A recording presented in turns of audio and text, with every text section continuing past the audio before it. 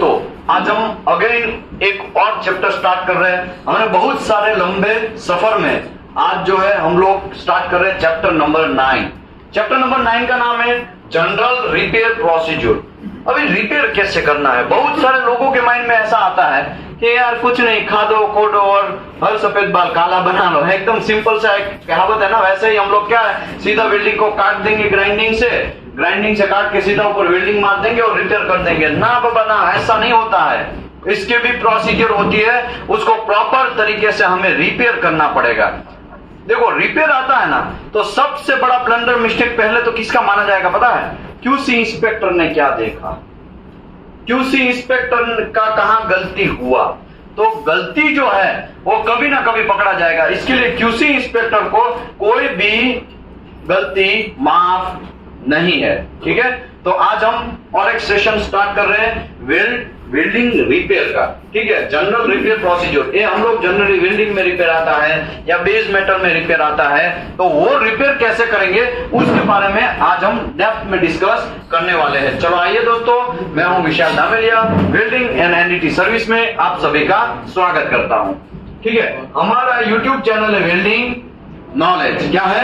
Welding knowledge. आप search मारेंगे तो वेल्डिंग नॉलेज बहुत सारा चीज जिनका इंफॉर्मेशन आ जाएगा। मेरा खुद का लिंक्डइन आईडी है विशाल धामेलिया, वेल्डिंग एंड एनडीटी सर्विस.com हमारा वेबसाइट है। और जिन लोगों को टेक्निकल डिस्कशन करना है वो मुझसे या अजय सर से डिस्कस कर सकते हैं या दीपेश को भी डिस्कस कर सकते हैं। जिन लोगों को लेवल 2 या लेवल 3 का ट्रेनिंग लेना है वो लोग रेगुलर बेसिस पे लोग पहले से ही कांटेक्ट करते ही आ रहे हैं दीपेश पटेल से, लेकिन मुझसे भी कांटेक्ट कर सकते हैं या अजय सर से भी कांटेक्ट कर सकते हैं। अगर एनडीटी सर्टिफिकेट के रिन्यूअल करवाने हैं तो दीपेश पटेल को आप कांटेक्ट कर सकते हैं या मुझे भी कांटेक्ट कर सकते हैं। ट्रेनिंग लेना है क्यूसी इंस्पेक्टर का तो यहाँ पे तीनों के नंबर दिए गए हैं, उसमें भी सब लोगों का कांटेक्ट कर सकते हैं। ठीक है, बीकेएस, सीस्वीप एंड नेसवेयर एपीआई का कोई क्वेश्चन बैंक चाहिए, आपका एग्जाम में बैठ रहे हैं तो एग्जाम अपीयर कर रहे हैं तो एग्जाम का इंफॉर्मेशन चाहिए तो भी हम लोगों को कांटेक्ट कर सकते हैं। ठीक है, ऑयल एंड गैस सेक्टर में कोई भी क्वालिटी डिपार्टमेंट का काम हो, ऑयल एंड गैस सेक्टर में मेटल के रिलेटेड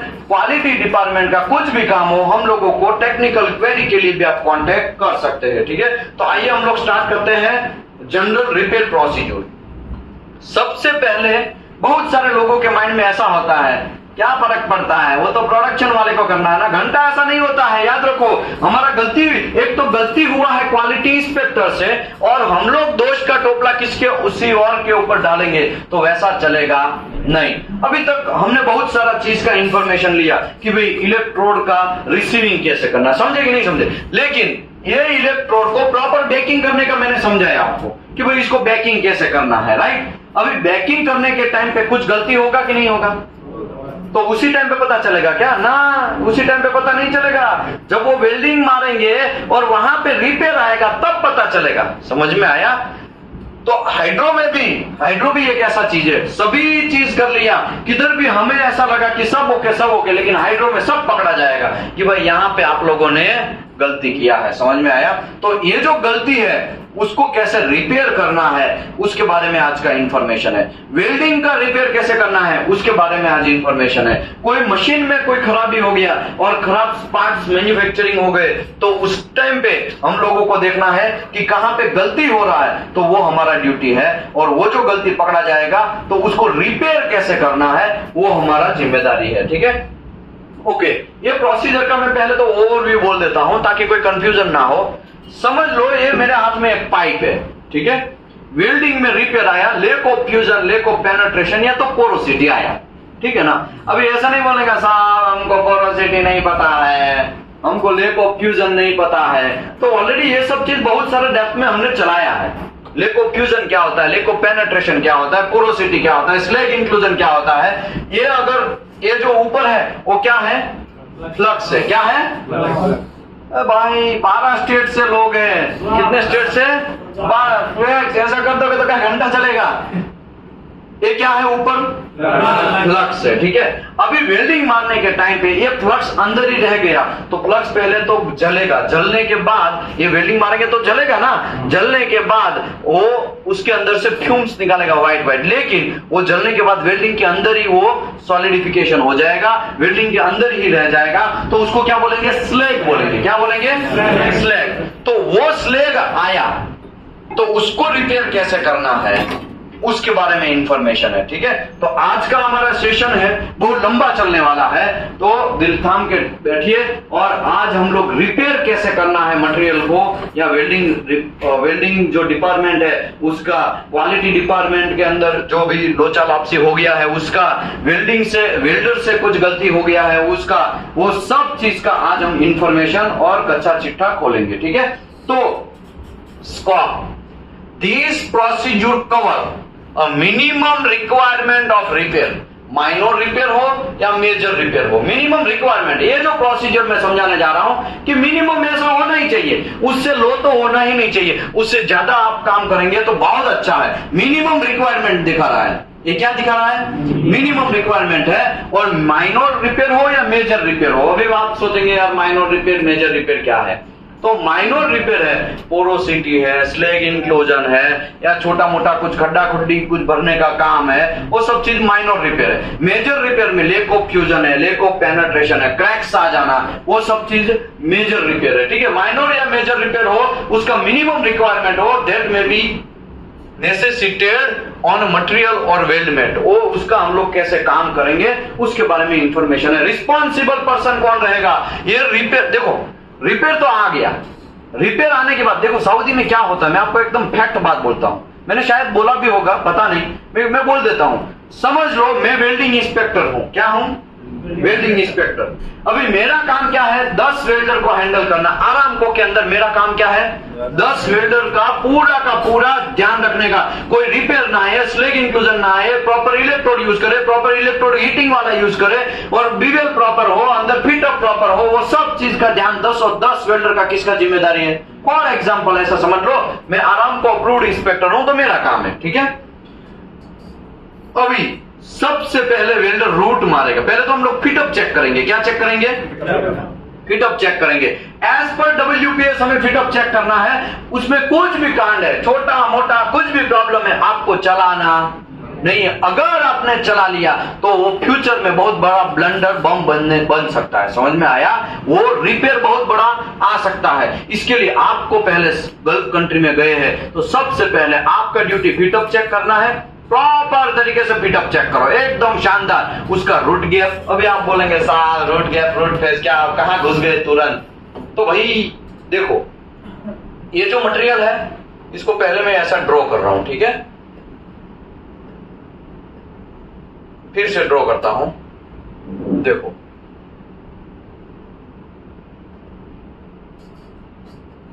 ऐसा, ये जो है ना, ये जो गैप है उसको रूट गैप बोलते हैं। क्या बोलते हैं, रूट गैप। क्या बोलते हैं, क्या बोलते हैं, ये जो इतना एरिया है इसको रूट फेस बोलते हैं। क्या बोलते हैं, ये जो इतना एरिया है ना उसको रूट फेस बोलते हैं। क्या बोलते हैं, ये जो है इसको बीवेल एंगल बोलते हैं। क्या बोलते हैं, क्या बोलते हैं। अगर WPS में ऐसा दिया गया है कि भाई ये जो बीवेल एंगल है वो 70 डिग्री से लेके 75 डिग्री होना चाहिए, जब फिटअप किया और आप चेक करने गए वहां पे 65 है, चलेगा, चलेगा नहीं चलेगा। समझ में आया, WPS हमारा माई बाप है, WPS हमारा गीता है, WPS हमारा बाइबल है, WPS हमारा कुरान है, जो भी आप समझ लो, क्योंकि अभी हम लोगों को रोजी रोटी कौन पूरी पाड़ने वाला है, क्वालिटी डिपार्टमेंट को WPS है। ठीक है ना, तो WPS हमारा माई बाप है भाई। WPS में लिखा है कि भाई 65 डिग्री ही रखना है तो आपको 65 डिग्री ही यहां पे रखना पड़ेगा। WPS में लिखा है कि 70 डिग्री से लेकर 75 डिग्री ही रखना है बीवेल गैप एंगल को, तो क्या करना पड़ेगा, उतना ही रखना पड़ेगा। समझ में आया। गलती से मटेरियल बसाने के चक्कर में आपने इसको 30 डिग्री कर दिया, क्योंकि 30 डिग्री करेंगे तो क्या फायदा होगा, और ऐसा होगा, और इसमें कम वेल्डिंग मारना पड़ेगा, इलेक्ट्रोड भी कम जलाना पड़ेगा। ऐसा हो सकता है कि नहीं हो सकता है, माँ के लाडले लोग करते हैं ऐसा, बहुत सारे लोग ऐसा करते हैं, और मटेरियल बचाने के चक्कर में 30 डिग्री ही कर दिया। एक्चुअल रूल्स क्या था, 70 डिग्री से लेकर 75 डिग्री प्रॉपर होना चाहिए। साहब हम चेक कैसे करेंगे, तो चेक करने का तरीका बताता हूं कि भाई चेक कैसे करेंगे। तो यहां पे मेरे पास ये भी है, एंगल प्रोटेक्टर भी है और ये भी है, इससे भी आप एंगल चेक वगैरह कर सकते हैं। समझ में आया? समझ में आया कि नहीं आया? इससे ठीक है। अभी मैं नट बोल्ट वगैरह खोल नहीं रहा हूं ना, खोल के ये ऐसा चाप वगैरह आएगा, ठीक है। या तो आपकी कंपनी के अंदर से ऐसा कुछ कटवा लो या और ये डिग्री चेक करवा लो। समझ लो ये 70 डिग्री है तो इसको ऐसा करके गुजर देने का, नहीं जा रहा इसका मतलब डिग्री में गड़बड़ी है। समझ में आया कि नहीं आया? टेम्पलेट बोलते हैं, क्या बोलते हैं उसको? कितने लोगों ने टेम्पलेट यूज किया है? कौन से स्टेट से आप? महाराष्ट्र से। आप सर? गुजरात। आप सर? महाराष्ट्र। और कौन था? पंजाब से है। ओके, और कौन था? आप सर कहां से है? बिहार से। आप? यूपी से है। झारखंड वाले ने किसी ने देखा ही नहीं? कौन गया? कहां गया झारखंड वाला भाई साहब? टेम्पलेट नहीं देखा? ओके, ओडिशा वाले ने टेम्पलेट नहीं देखा? चलो देख लो, ठीक है। लो ये हाथ में पकड़ के देख लो। सर ये ऑटोमोबाइल में आता है। ओ, ऑटोमोबाइल सेक्टर वाले हैं आप, और ऑयल एंड गैस सेक्टर में आना चाहते हैं। Good good. Oil and gas sector में बहुत पैसा है। जब तक यूक्रेन और रशिया झगड़ते रहेंगे तब तक हमारा लाइफ जिंगा वाला। समझ में आया कि नहीं है? मैं ऐसा नहीं चाहता हूं कि दोनों झगड़ते रहे, मेरा ऐसा कोई उद्देश्य नहीं है, लेकिन क्या फर्क पड़ता है हमको? ऑयल तो हमको मिलने वाला है ना। ओके, ये भी ले लो, ठीक है। अभी रूट गैप कैसे चेक करना है? तो ये है हाइलो गेज। क्या है? क्या है?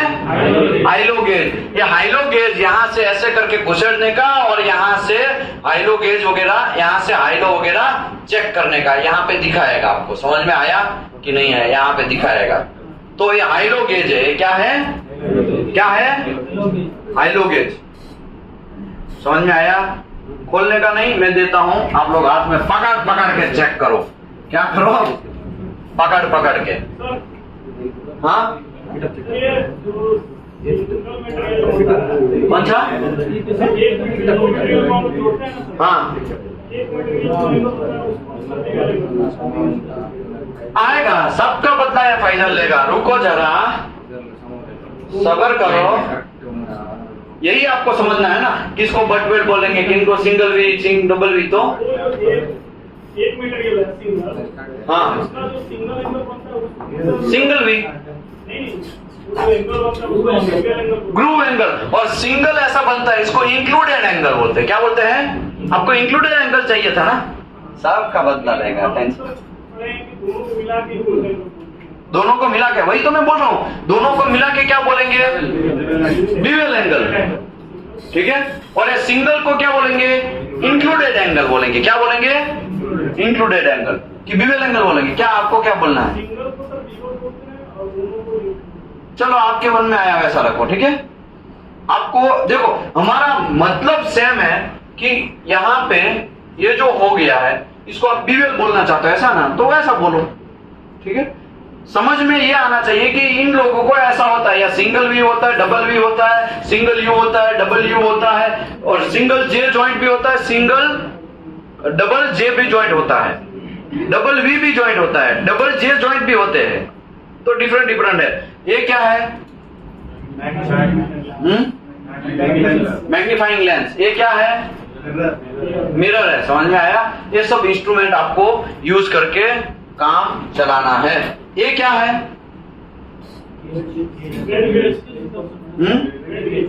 क्या है? वेल्ड गेज, फिलर गेज भी बोलते हैं इसको। चाकी रे, ऐसा है ये। ये फिलर गेज है। क्या है? फिलर गेज है, ठीक है। तो ये सब चीज आपको, फिलर गेज है, वो सब चीज आपको देख के आगे बढ़ना है, ठीक है। चलो, ये क्या है? ये क्या है? टेपर गेज या तो फिर रूट गेज। हम लोग उसको रूट गेज, ये रूट चेक करने के लिए, ये कितना गैप है इसको चेक करने के लिए इसको पहले हम घुसाएंगे। जितना अंदर जाएगा उतना अंदर घुसाते जाएंगे और यहाँ पे दिखा देगा कि कितना है। वो सब चीज आएगा समझाने के टाइम पे, तब में समझाएगा, ठीक है। अभी तो क्या है, वेल्ड रिपेयर आया है तो अभी हम लोग समझा देते हैं। हम कहाँ पहुंचे थे, किसके बारे में बात कर रहे थे, मैं भूल गया।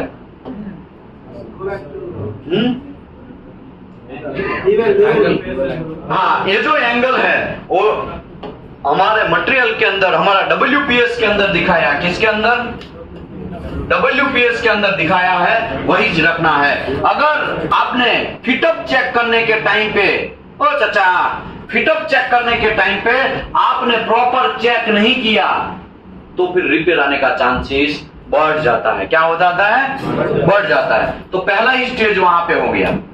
फिर दूसरा स्टेज हमने ओके बोल दिया, चलो ये फिटअप वगैरह सब चीज, डिवेल एंगल, इंट्रूडेड एंगल या तो फिर ग्रूव एंगल, सब चीज बराबर है, सब चकाचक है। उसके बाद क्या? उसके बाद वेल्डर क्या करेगा? हम लोग वहां पे साइन कर देंगे फिटअप इज ओके, राइट? हम ऐसा ही करेंगे ना, और क्या करेंगे? Fit up is okay. अभी हम लोग क्या करेंगे? इसका वेल्डिंग मारना स्टार्ट करवाएंगे वेल्डर से। किससे स्टार्ट करवाएंगे? और वो वेल्डर क्वालिफाइड होना चाहिए। और क्वालिफाइड का मैंने डेफिनेशन आपको ऑलरेडी दिया है, बहुत सरल होता है। पी नंबर में क्वालिफाइड होना चाहिए, एफ नंबर में क्वालिफाइड होना चाहिए, डेविएशन ऑफ बैकिंग क्वालिफिकेशन होना चाहिए, उसका पाइप डाया क्वालिफिकेशन होना चाहिए, या तो थिकनेस मटेरियल क्वालिफिकेशन होना चाहिए, पोजीशन क्वालिफिकेशन होना चाहिए, vertical up and vertical down वगैरह सब जो भी है क्वालिफाई होना चाहिए। ये जितने भी एसेंशियल वेरिएबल है वो क्वालिफाइड है, वो यहाँ पे फिट बैठता है तो ही वो वेल्डर को यहाँ पे घुसेड़ने का, वरना दूसरा कोई वेल्डर पकड़ने का। समझ में आया? ये अनक्वालिफाइड वेल्डर बिठाया तो भी रिपेयर आने का चांस बढ़ जाता है। समझ में आया? अनक्वालिफाइड वेल्डर आपने बिठाया तो भी रिपेयर का चांस बढ़ जाएगा। पहले आपने फिटअप प्रॉपर नहीं किया तो भी रिपेयर आने का चांस है। वेल्डर प्रॉपर अनक्वालिफाइड है, अनक्वालिफाइड वेल्डर है तो भी रिपेयर आने का चांस है। समझ लो, फिटअप भी ओके है, क्वालिफाइड वेल्डर भी है। वेल्डर ने वेल्डिंग मारा, क्वालिफाइड है, लेकिन उसको जोर का लगा। क्या लगा?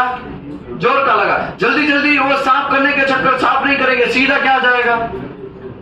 मारने जाएगा, धार मारने फॉर एग्जांपल। और यहाँ पे रिटर्न आएगा तो वो भूल गया कि यार मैंने क्लीनिंग किया है कि नहीं किया है। वो ऐसा ही सोचेगा, किसी को पता है, मैं उसके ऊपर ही वेल्डिंग मार देता हूं। तो स्लेग रिमूव करेगा नहीं। मैं आपको स्लेग दिखाता हूं, स्लेग कैसा होता है, शायद दिखेगा। तो यहाँ पे दिख रहा है ये सब चीज स्लेग, यहाँ पे थोड़ा बहुत स्लेग फंसा हुआ है, और किधर भी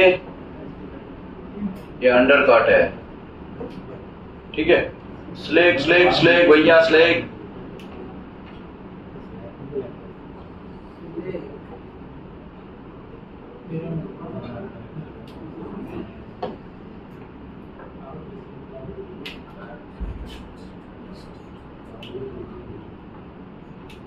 ये देखो ऐसा काला काला स्लेग है, स्लेग इंक्लूजन, स्लेग फंसा हुआ है। वो जो मैंने बोला ना, ये जो फ्लक्स है वो जलेगा, जलने के बाद वेल्डिंग के अंदर जाएगा, वो फिर उसके ऊपर दूसरा वेल्डिंग आ जाएगा। स्लेग को तो बाहर निकलना है, वो हल्का है इसके लिए, ग्रेविटी की वजह से उसको तो बाहर निकलना ही है। ग्रेविटी तो नहीं बोलेंगे, उसका वेट की वजह से वो हल्का है, इसके लिए वो क्या करेगा?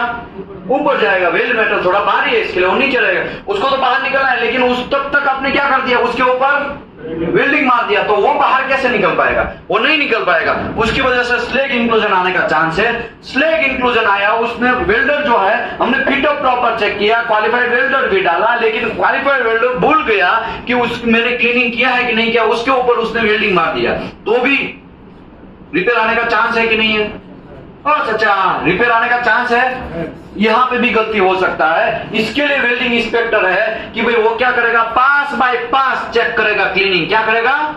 पास बाय पास क्लीनिंग चेक करेगा। समझ लो उसने ये भी क्लीन किया बराबर, उसने कोई गलती नहीं, वेल्डर ने भी गलती नहीं किया, तब तो जॉइंट ओके है, तब तो कोई टेंशन नहीं है। उसका आरटी होगा, आरटी में पकड़ा जाएगा कि रिपेयर है कि नहीं है। आरटी में भी ओके हो गया तो कोई प्रॉब्लम नहीं है, लेकिन एनडीटी में भी मिस्टेक होने का चांस है, बराबर आरटी नहीं लेगा, ऐसा भी होने का चांस है, तो वहां पे भी रिपेयर बच जाएगा।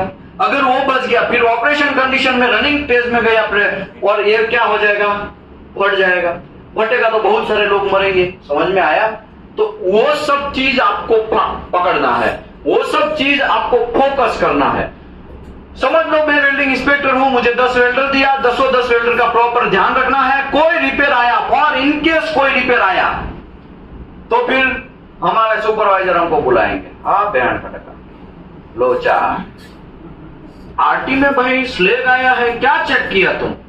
सर मैंने तो बराबर चेक किया, मैंने तो सब ओके चेक किया। ना ना बाबा ना, सब चेक किया होता तब तो रिपेयर आता ही नहीं। यहाँ पे स्लेग आया, तुमको रीजन देना पड़ेगा। वहां पे आपको मीटिंग में बुलाया जाएगा, सबके सामने मीटिंग के ऊपर ऐसे आपके नसें खींची जाएगी, आपके बाले खींचे जाएगा। समझ में आया? आपको एक एक पॉइंट पूछा जाएगा। कौन वेल्डर था? सर वेल्डर मुत्तु स्वामी था। वेल्डर नंबर क्या है सर? वेल्डर नंबर ये है। उसका पुराना कितना रिपेयर आया सर? वो तो अच्छा वेल्डिंग मारा, इसी में रिपेयर आया। क्यों रिपेयर आया? आपने क्या चेक किया? स्लेट क्यों आया? मुझे ये बोलो। प्रॉपर्ली 5x5 क्लीनिंग होता है, वो आपने चेक नहीं किया? सर मैंने तो चेक किया। तो गलती कहां हुआ? गलती जब तक आप रीजन नहीं दोगे तब तक आपको छोड़ा जाएगा नहीं। इसका एक आता है रूट कोज एनालिसिस फॉर्म आता है। क्या आता है? Root cause analysis form. ठीक है, देखो ऐसा ही होता है, ऐसा ही है। ये पेज एक है, समझ लो, ये भी ऐसा ही पेज है। यहां पे लिखा होगा रूट कोज एनालिसिस फॉर्म। यहां पे welder number, welding inspector number, welder का नेम, इंस्पेक्टर का नेम, सब दोनों के ऊपर पर्ची फटेगा। समझ में आया? कौन से पोजीशन में रिपेयर आया? तो ऐसा पाइप समझ लो यहाँ पे है और पाइप यहाँ पे जाके यहाँ पे रिपेयर आया, फॉर एग्जांपल यहाँ पे, क्योंकि पाइप के अंदर कहाँ रिपेयर आया, कौन से पोजीशन में आया, वो तो आरटी में सब पता चलेगा। यहाँ पे रिपेयर आया। यहाँ पे जब विंडो खुला था तब आप वहां पे टॉर्च मार के नहीं चेक कर सकते? क्या देखा? क्या सर रूट में नहीं है, वो इंटरमीडिएट पास में है। इंटरमीडिएट पास मतलब क्या होगा? बीच वाले पास में है, किधर भी समझ लो ये इंटरमीडिएट पास में। रूट में कोई प्रॉब्लम नहीं, यहाँ पे होता तो आप वो टॉर्च से चेक कर सकते थे, लेकिन यहाँ नहीं, यहाँ पे है। तो इंटरमीडिएट पास का क्लीनिंग कौन चेक करेगा? आपका जिम्मेदारी। आपने क्यों नहीं चेक किया? सर गलती हो गया, नेक्स्ट टाइम केयर लेंगे, ऐसा बोल के आप शायद एक बार निकल जाओ। दूसरी बार पकड़े जाओगे तो वापस एक बार बोल दोगे कि सर सॉरी, ध्यान रखेंगे। तीसरी बार पकड़े जाओगे तो फिर आपका नाम खराब होना धीरे धीरे स्पॉइल होगा। क्या होगा? आपका नाम खराब होना स्टार्ट होगा। 5वीं बार, 6ठी बार, फिर तो है ना आपके साथ बिहेवियर थोड़ा तगड़ा बनता जाएगा। समझ में आया ना? किसका? बॉस का। आ गया तू 6ठी बार भी रिपेयर, तुम कर क्या? समझ में नहीं आया? फिर उसका लोकेशन चेंज कर दिया जाएगा, जहां पे बहुत सारे, मैं देखो आईपीएस के ऊपर मुझे कोई कमेंट नहीं मारना। आईपीएस लोगों का बदली होता रहता है, पता है ना? पुलिस वालों का क्या होता रहता है? बदली होता रहता है। वहां पे आपका फिर बदली हो जाएगा, दूसरे जगह पे चला जाएगा आपका बदली। समझ में आया? वहां पे भी कांड किया तो तीसरी जगह पे बदली, वहां पे भी कांड किया तो ऑफिस में बुलाया जाएगा, बैठ के आपका चीरा जाएगा, अरे बहन का टका तो बराबर नहीं है, तुम जाओ यहाँ से, ये प्रोजेक्ट छोड़ दो। आपको जबरदस्ती फिर क्या बोला जाएगा? मार दो, रिजाइन, जाओ भाई, तुम्हारा काम नहीं है, तुम तो कचरा जैसा काम करो। समझ में आया? यहाँ पे इतना सीरियस है। और हमारे यहाँ पे रिपेयर आता है तो इंडिया में रिपेयर आता है तो वेल्डर को ठुकाई की जाती है। किसकी ठुकाई की जाती है? वेल्डर की। वेल्डिंग इंस्पेक्टर तो है ऐसा ही शानदार है, वो मेरा जिम्मेदारी थोड़ी है, वो तो वेल्डर को देखना। अरे भाई वेल्डर को क्वालिफाइड किसने किया? जब क्वालिफाइड होता था, प्रॉपर वेल्डिंग नहीं मारा, उसी टाइम पे रिजेक्ट कर दिया होता तुमने। लेकिन नहीं, ये गलती किसका? वो जो जहां पे वो कम आदमी रहता है ना, डेंजर कम रहता है ना, वहां पे गुस्सा निकलता है। फॉर एग्जाम्पल समझो किसका शादी हो चुका है, शादी किसका हो चुका है? हाथ ऊपर करो भाई। इतने लोगों का शादी हो चुका है। अगर हम बहुत दिमाग गर्म हो गया है, कंपनी के अंदर बराबर हमारी पेलाई हुई है, तो घर पे जाके सब गुस्सा कहां से निकलेगा? वाइफ के ऊपर निकलेगा। अब ना मेरा रो, किसको क्या बोलते भाई? मेरा रो ही बोलते हैं ना। बीबी, हमारी बीबी जो रहती है, क्या बोलते हैं आपके लिए? कौन सा स्टेट? केरला, कर्नाटका, कर्नाटका, कर्नाटका। क्या कर्नाटका में क्या बोलते हैं? अनथी, अनथीला। अन्ना कहाँ गया भाई? दूसरा अन्ना हमारा। आपका आप कहाँ के हैं? तमिलनाडु। और वहाँ पे क्या बोलते हैं? पंडाटी। पंडाटी, वो डेंजर नाम है भाई, हमको याद नहीं रहता है। जम्मू कश्मीर वाले, सॉरी झारखंड वाले, कहाँ है झारखंड वाले भाई? क्या बोलते हैं? बीबी तो इंग्लिश वर्ड है, इंग्लिश वर्ड वही। वहाँ पे भी झारखंड में भी बीबी ही बोलते हैं। उर्दू लैंग्वेज है। हाँ चलो बीबी, ओके। वाइफ, हाँ इंग्लिश में तो वाइफ है। ओके सही बात है, सही पकड़े है। ओके, उसके बाद वो कौन भाई? वो है बिहार में क्या बोलते हैं?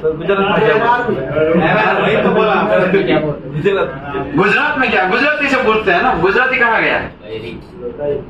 बैरू, बैरू, बैरू। ठीक है, तो हमारा गुस्सा जो है वो किसके ऊपर निकलता है? वाइफ के, क्योंकि वाइफ हमको प्यार करती है, हमें कुछ बोलेगी नहीं, वो सहन कर लेगी, है ना। यहाँ पे वाइफ अगर ज्यादा बोलेगी तो हम वहां और थोड़ा मतलब उसको गुस्सा करेंगे, है ना।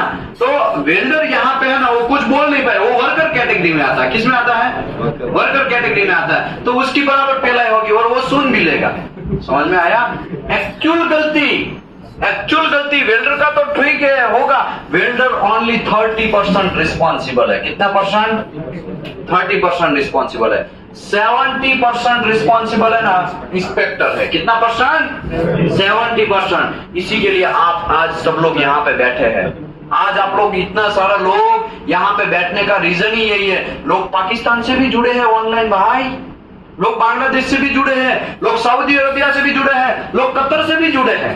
समझ में? अभी ऑनलाइन आप देखेंगे ना, ऑनलाइन में कुछ लोग ज्वाइन है तो उसको पता है, क्योंकि मुझे शाम को कॉल आता है, सर मैं कतर से बोल रहा हूँ, सर वो आपने वो कल वो सब बोला था ना, लेकिन वो बात समझ में नहीं आया, थोड़ा वापस समझा दीजिए। पाकिस्तान से कॉल आता है, व्हाट्सएप कॉल, कि सर ये थोड़ा आपने बोला था उसका मुझे समझ में नहीं आ रहा है। मोहम्मद भाई कॉल करते हैं, भाई ये हमको समझ में नहीं आ रहा है, थोड़ा समझा दीजिए। तो हम समझाते हैं। अब क्या करेंगे भैया? समझ में आया? तो भाई ये हम लोग यहाँ पे इसके लिए इकट्ठा हुए हैं कि हमारा गलती कहाँ है वो हमें पता चले, हम कितने रिस्पॉन्सिबल है वो पता चले हमें। ओके, अभी आपको क्या लग रहा है कि वेल्डिंग इंस्पेक्टर ही खाली जिम्मेदार है?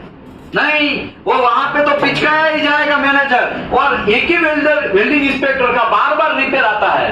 भले ही उसकी के वेल्डर एक जगह पे गया, वहां पे भी वो वेल्डिंग इंस्पेक्टर रिपेयर लेके आया, फिर दूसरी जगह उसका ट्रांसफर हुआ, वहां पे भी रिपेयर लेके आया। तो आपको क्या लग रहा है, वो जो सुपरवाइजर है ना, सुपरवाइजर, उसकी भी पेलाई होगी। आप अपने वेल्डिंग इंस्पेक्टर को कैसे ट्रेन करते हैं भाई?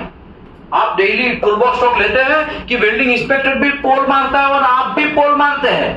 समझ में आया? तो एक ही आदमी रिस्पॉन्सिबल नहीं है। वेल्डर को तो पिचकाई ही जाएगा, वेल्डर को तो ठुकाई करेगा ही करेगा कि आपका कहाँ गलती हुआ, क्या हुआ, कैसे हुआ, आप लोग ध्यान रखेंगे। वेल्डर को तो बेचारे को इतना डराया जाएगा कि वेल्डिंग मारने से पहले 100 बार सोचेगा वो। समझ में आया? और वेल्डिंग इंस्पेक्टर को इतना ठुकाई किया जाएगा, जब एक रूट गियर प्रॉपर चेक करना होगा ना, तब उसका हाथ भी, भाई कुछ गड़बड़ी तो नहीं है ना, कुछ लोचा तो नहीं, एक छोटा सा बर्फ देख लेगा ना, बराबर प्रोडक्शन वाले को लेगा, अरे यार तुमको पता नहीं है वहां पे हमको छीला जाता है और तुम यहाँ पे बर्स लेके आते हो, वही बर्स सारा पोरोसिटी और पिनहोल जनरेट करता है या तो प्रॉब्लम करता है। नहीं ये निकालो, वरना जिसको बोलना है बोलो, मैं नहीं पास करेगा, जाओ। समझ में आया? फिर वो निकालता है। लेकिन हमारे यहाँ पे क्या होता है, चलता है साहब, जाने दो ना, चलता है वर्ड की वजह से हम लोगों का बहुत सारा रिपेयर आता है। इंडिया में आप देखेंगे ना, कोई भी कंपनी इससे बाकी नहीं रहता, उतने सारे रिपेयर आते ही आते हैं, रिपेयर पे रिपेयर ठुकाई। पहले तो सबसे ज्यादा लोग परेशान है ना, तो पोरोसिटी से परेशान है, सभी लोग पोरोसिटी से। तो पोरोसिटी से परेशान होने का रीजन क्या है? इलेक्ट्रोड का प्रॉपर हैंडलिंग एंड स्टोरेज नहीं होना। समझ में आया?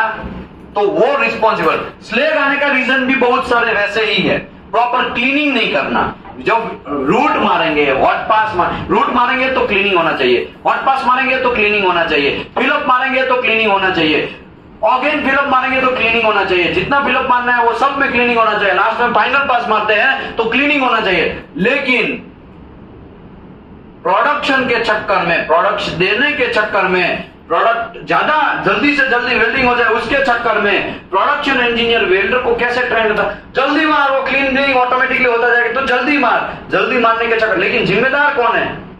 QA/QC में, क्योंकि आप भी वहां रोकना चाहिए था ना, आपको भी बोलना चाहिए था कि नहीं भाई पहले क्लीन बाद में वेल्डिंग। समझ में आया?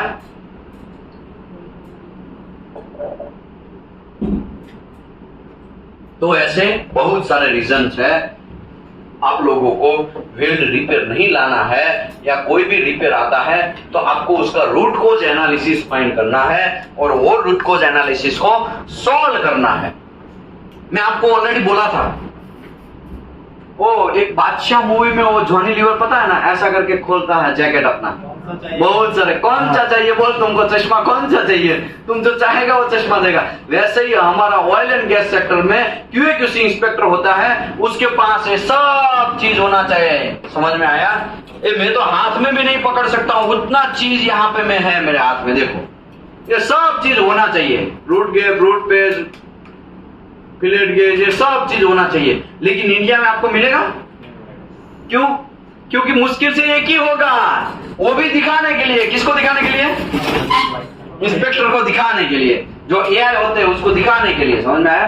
तो ये आपको क्या करना है, आपको इसको इंप्रूवमेंट करना है। जब कोई भी कंपनी में आप QA/QC इंस्पेक्टर के तौर पे, वेल्डिंग इंस्पेक्टर के तौर पे आप लोग जाते हैं, तब आपको क्या करना है, सबसे पहले ये कब्जा लेना है। कब्जा मतलब उसका आपको हैंडओवर लेना है कि सर हमको पहले दे दीजिए वो, क्योंकि फिर मेरे को कुछ रिपेयर वगैरह सब चेक करना है, तो मैं कहां दौड़ता रहेगा। सबसे पहले आपका ड्रॉवर होना चाहिए। लेकिन आपको तो यहाँ बैठने का भी जगह नहीं मिलेगा। क्या मिलेगा? बैठने का जगह मिलेगा? नहीं मिलेगा। समझ में आया? फिक्स जगह नहीं रहेगा, क्योंकि एक ही चेयर के ऊपर 10-10, 12-12 लोग खाली है तो बैठेंगे, ऐसा हो जाएगा। जगह ही फिक्स नहीं होगा। जब जगह फिक्स नहीं होगा, वैसी कंपनी में रुकने का नहीं, तुरंत कल्टी मारने का। समझ में आया? कल्टी तभी मारने का, दूसरा आपके पास जॉब हो।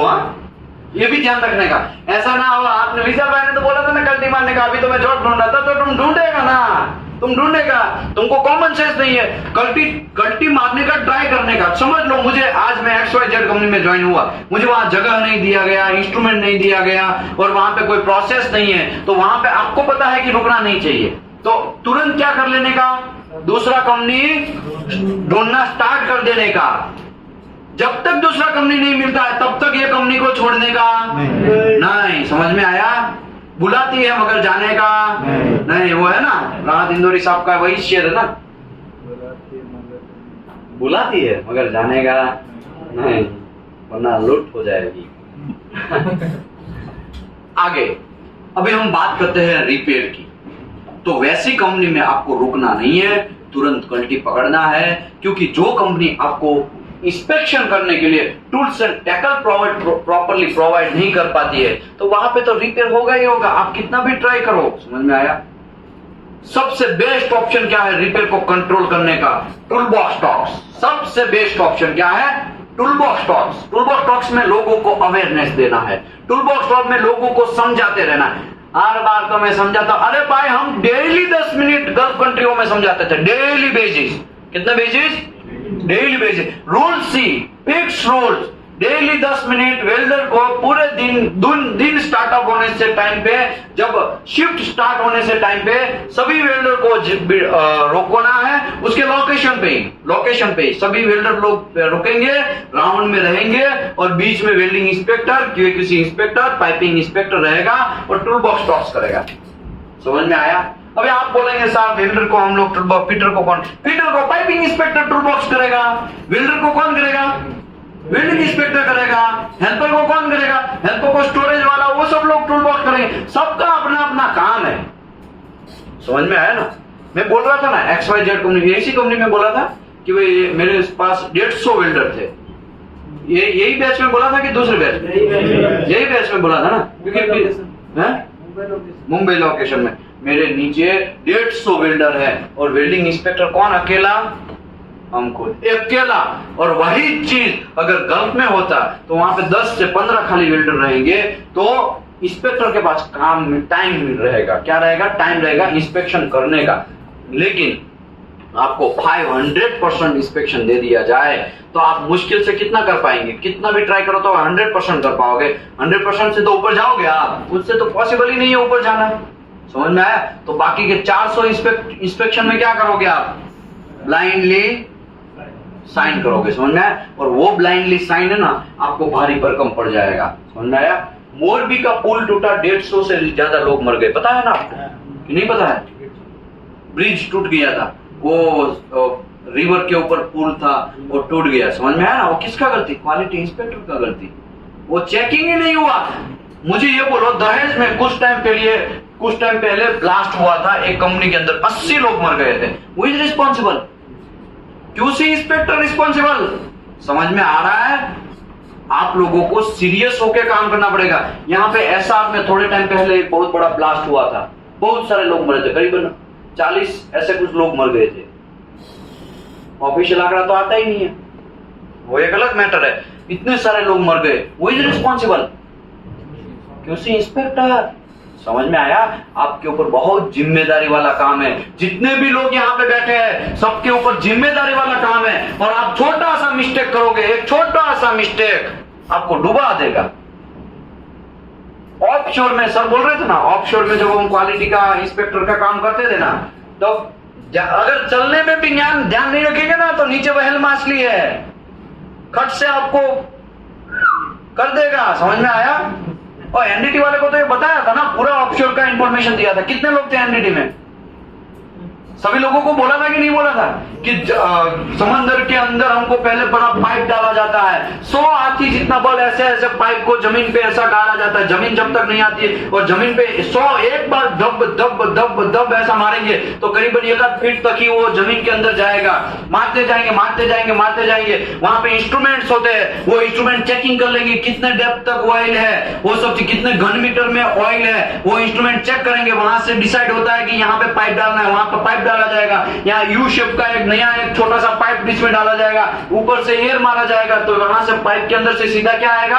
ऑयल आएगा। और वो जो ऑयल है सीधा कंटेनर उसका बढ़ जाएगा, बैरल बढ़ जाएगा और सीधा बीपीसीएल रिलायंस में जाएगा। वो समझाया था कि नहीं समझाया था? कि नहीं समझाया? और सर क्या बोले कि वहां पे नीचे हम देखते हैं ना, तो कभी कभी व्हेल मछली भी आती है, हम लोग ऐसा खाना डालते हैं उसको। बोला था कि नहीं बोला था? और खाना डालते डालते आप खुद गुड़ अंदर चले गए तो सीधा व्हेल मछली के अंदर, व्हेल मछली आपको भी खा जाएगी, नाश्ता हो जाएगा। समझ में आया? आपका सीरियसनेस आपको समझना पड़ेगा। आपका सीरियसनेस अगर और कोई नहीं समझेगा ना, तो घंटा आप पैसा नहीं कमा पाओगे। उसी सर ने खुद बोला कि अफ्रीका में मैं था सर, चेन पुलिंग कर रहा था, कर रहे सर ने बोला ना, चेन पुलिंग कर, हाथ ऊपर करिए सर, देखो इसका उंगली नहीं है, देखा आपने? सर का उंगली नहीं है। चेन पुलिंग कर रहे थे, जल्दी जाने के चक्कर में, वो भले ही ये एक मिस्टेक है, लेकिन आपको वहां से सीखना है। चेन पुलिंग जल्दी जल्दी, वो लंच टाइम हो गया था या जाने का टाइम हो गया था, जल्दी जल्दी चेन, और उंगलियां आ गया, उंगलियां सट से कट गया और दूसरे हाथ उसको बचाने के लिए, तो यहाँ का भी पहले पहले राउंड कट गए। देखो दिखाइए सर, देखा आपने? कहने का मतलब क्या है? अभी सर 50,000 55,000 में अभी वहां पे काम कर रहे हैं, लेकिन उसको हर बार ऑफर आता है 1.5 लाख रुपए का, 2 लाख रुपए का, 1 लाख रुपए का ऑफर आता है, लेकिन सब बार किस में छट जाते हो? मेडिकल में छट जाते हैं। समझ में आया? पर मंथ कितने का लॉस सर को जा रहा है? 1 लाख पर मंथ। ये लाइफ टाइम का लॉस गिनोगे ना तो कितना पैसा हो गया?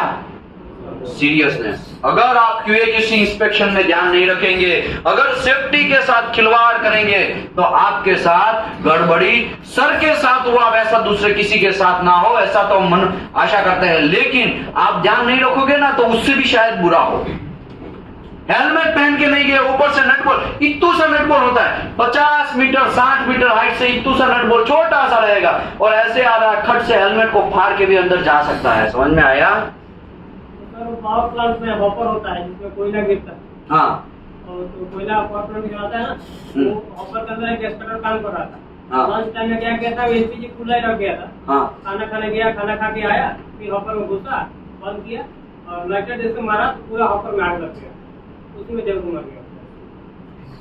समझ में आया? कोयले का हॉपर था, हॉपर है ना ऐसा आता है, यहाँ पे ऐसा सीढ़ी रहता है, ठीक है, और अंदर भाई साहब गैस कटर।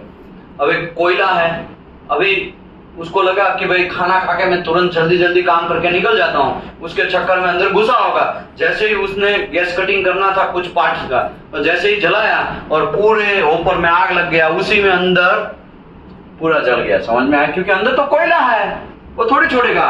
सीरियसनेस। मैंने आपको ऑलरेडी बोला था XYZ कंपनी में, कंपनी का नाम नहीं देगा वरना ब्लेमिंग होगा।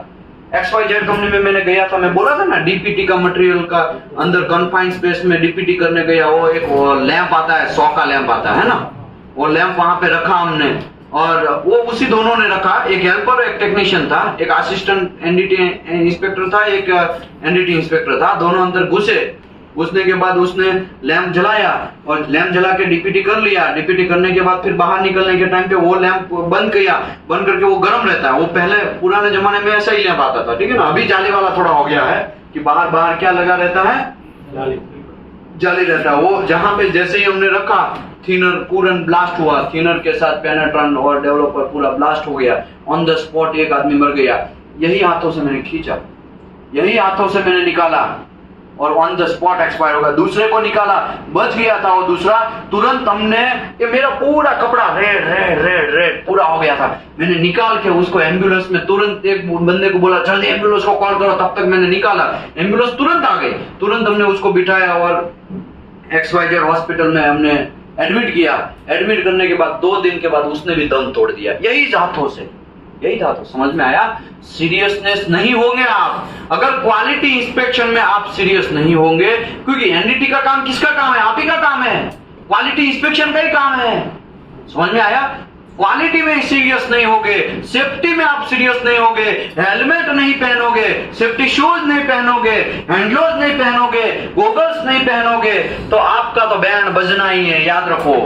समझ में आया, मेरी बात करता हूं एज अ फ्रेशर, आज से 12 साल पहले की बात है, मैं मुंद्रा साइड पे था और यही हाथों से मैं डीपीटी कर रहा था। क्या कर रहा था, डीपीटी। हम तो बड़े 30 मार खान उस टाइम पे, हमको कहा होगा ऐसा है बहुत दबा में, क्योंकि बॉडी सब चकाचक था। अभी बहुत सारे रोग आ चुके हैं, लेकिन उस टाइम पे तो बहुत शानदार बॉडी था, हमको कुछ नहीं होगा, पाचार मैं डीपी कर रहा हूं। क्योंकि उस टाइम पे है ना, इंडिया में ऐसा, अभी भी ऐसा ही थोड़ा बहुत सिस्टम है, क्वालिटी इंस्पेक्टर को ही डीपीटी करना है, ऐसा भी उस टाइम पे था। हमारे वहां पे डीपीटी इंस्पेक्टर अलग से नहीं था, क्वालिटी इंस्पेक्टर को ही सब चीज करना है ना। वहां पे मैं डीपी मार रहा हूं और दूर से है ना एक ग्राइंडर मैन ग्राइंडिंग कर रहा है और हमने गोगल्स नहीं पहना है। एमरी सीधा गया एक आंख में जाने के बाद सीधा मैं हॉस्पिटल आई और करीबन 1.5 घंटे तक ऑपरेशन चला। कितने घंटे तक, 1.5 घंटे तक। अभी भी पर्ची है मेरे पास, वो कंपनी ने पैसा दिया, एक अलग मैटर है, वो कंपनी ने पैसा दिया, लेकिन खाली गोगल्स नहीं पहना तो मेटल का टुकड़ा, हम लोग उसको एमरी बोलते हैं, क्या बोलते हैं, बर, वो बर गिरा और अंदर खुज गया। वो तो अच्छा हुआ वो ये ब्लैक है उसके बीच में नहीं, थोड़ा साइड में गिरा था, ऑपरेशन पूरा चला और अंदर तक घुस गया था, उसको निकाला। समझ में आया। और जो डॉक्टर है ना वो पूरा भीग रहा है पसीना से, पूरा भीग रहा है, मेरे को एक आंख से दिख रहा है, क्योंकि यहाँ पे तो थोड़ा अलग कर दिया है, यहाँ से कुछ घंटा, लेकिन एक आंख से दिख रहा है वो कुछ गुजर रहा है, ऐसा कुछ कर रहा है ना। तो सीरियस नहीं होंगे तो रिपेयर तो आना ही है, सीरियस नहीं होंगे तो आपके लाइफ के साथ खिलवाड़ होना ही है, सीरियस नहीं होंगे तो आपकी तो बैंड बजने ही वाली है, फिर कितना भी उखाड़ लो सैलरी मिलने वाला नहीं है। समझ में आया, ओके। तो बहुत सारे लोग ऐसा सोचते हैं यार क्या फर्क पड़ता है, हम लोग तब तो ऑयल एंड गैस सेक्टर में जाना ही नहीं है। ना बाबा ना, ऑयल एंड गैस सेक्टर में बहुत पैसा है, उसी में जाना चाहिए, लेकिन प्रिकॉशन के साथ जाना है। किसके साथ, प्रिकॉशन के साथ, पूरा फोकस के साथ। 6 सेंस चलाना है सभी जगह पे, आपके आंख के चक्षु खुले रहने हैं, वरना ऐसे गए कुछ घंटा पता नहीं है, ऊपर से आए हेलो गए काम से। समझ में आया, कुछ ना कुछ गिर सकता है, हेलमेट वगैरह पहन के जाना है, रूल्स एंड रेगुलेशन कंपनी का प्रॉपर फॉलो करना है, तभी जाके आप अच्छे इंजीनियर बन सकते हैं, तभी जाके 6 सेंस आपके पास है, तभी आपको अच्छा सा सैलरी मिल सकता है। आज से 18 महीने पहले की बात करता हूँ, कितना महीना, मैं जॉब कर रहा था, सब चल रहा था, लेकिन ये लोग सब चला रहे थे, मैं साइड, ये सब साइड जो मेरा काम था, ऑनलाइन बेस पे हम लोग ट्रेनिंग चलाते थे, मैं जॉब कर रहा था और जॉब करते करते मैं ऑनलाइन ट्रेनिंग वगैरह चला रहा। मैंने ऐसा सोचा कि ऑफलाइन भी अभी स्टार्ट करते, बहुत सारे हमको ऑनलाइन में प्रतिसाद मिल रहा है, हमने ऑफलाइन का स्टार्ट करने से पहले जब मैंने जॉब छोड़ा इंडिया में, तब मेरा सैलरी इतना था पर मंथ। समझ में आया, ओके। गल्फ में मैं मैक्सिमम सैलरी तक कितने तक पहुंचा, समझ में आया कि नहीं समझ में आया। तो कहने का मतलब ये है कि अगर उस टाइम पे मेरा गल्फ में जब मैं गया था, आज से 6-7 साल पहले की बात है, तब मेरा सैलरी इतना था, भाई कितना पैसा छापा होगा। समझ में आया। अगर आपके पास 6 सेंस होगा तो इसके क्या लग रहा है, 3 ही लोग छापते हैं। अभी सोफिस्टिन करके एक लड़का गया, 3-4 बैच पहले ही सोफिस्टिन करके एक लड़का गया, पर मंथ पर मंथ कितना मारा उसने? 7 लाख रुपीस। फोटो चाहिए? उसका फोटो भी है। और सकलेन खान को बोलो थोड़ा, और सोफिस्टिन सर का थोड़ा फोटो भेजो, बुलाओ उसको, सकलेन खान।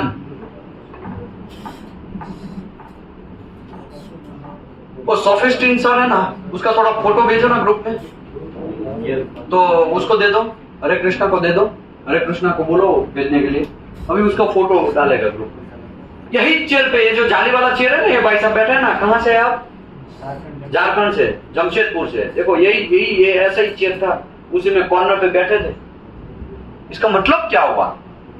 मतलब आप जितना चाहे उतना पैसा कमा सकते हैं, सीरियसनेस आपको होना है। महेंद्र सिंह धोनी 25 करोड़ का बिजनेस, बाल बड़े थे तब, बाल छोटे कर दिए, 150 करोड़ का बिजनेस। कितने का? इसका मतलब क्या हुआ? प्रोफेशनलिटी। समझ में आया? आपको बाल भी अच्छे से रखने पड़ेंगे।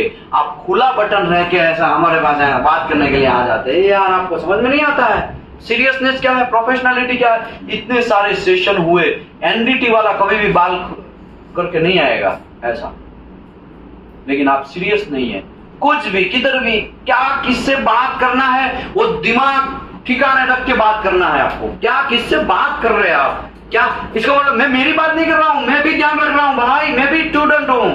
मैं भी जब बड़ा लोग यहाँ पे इंटरव्यू लेने आता है ना, तो मैं भी ऐसा, हाँ सर ठीक है सर, काजू मैं काजू लेके आता हूँ, तुरंत पानी भी चाहिए, तुरंत मैं पानी भी लेके आता हूँ। समझ में आया? इसका मतलब ये नहीं कि आप बड़े, आप घंटा कुछ नहीं है। इंडिया के सामने आप क्या है? जीरो है। इंडिया के सामने आप जीरो है।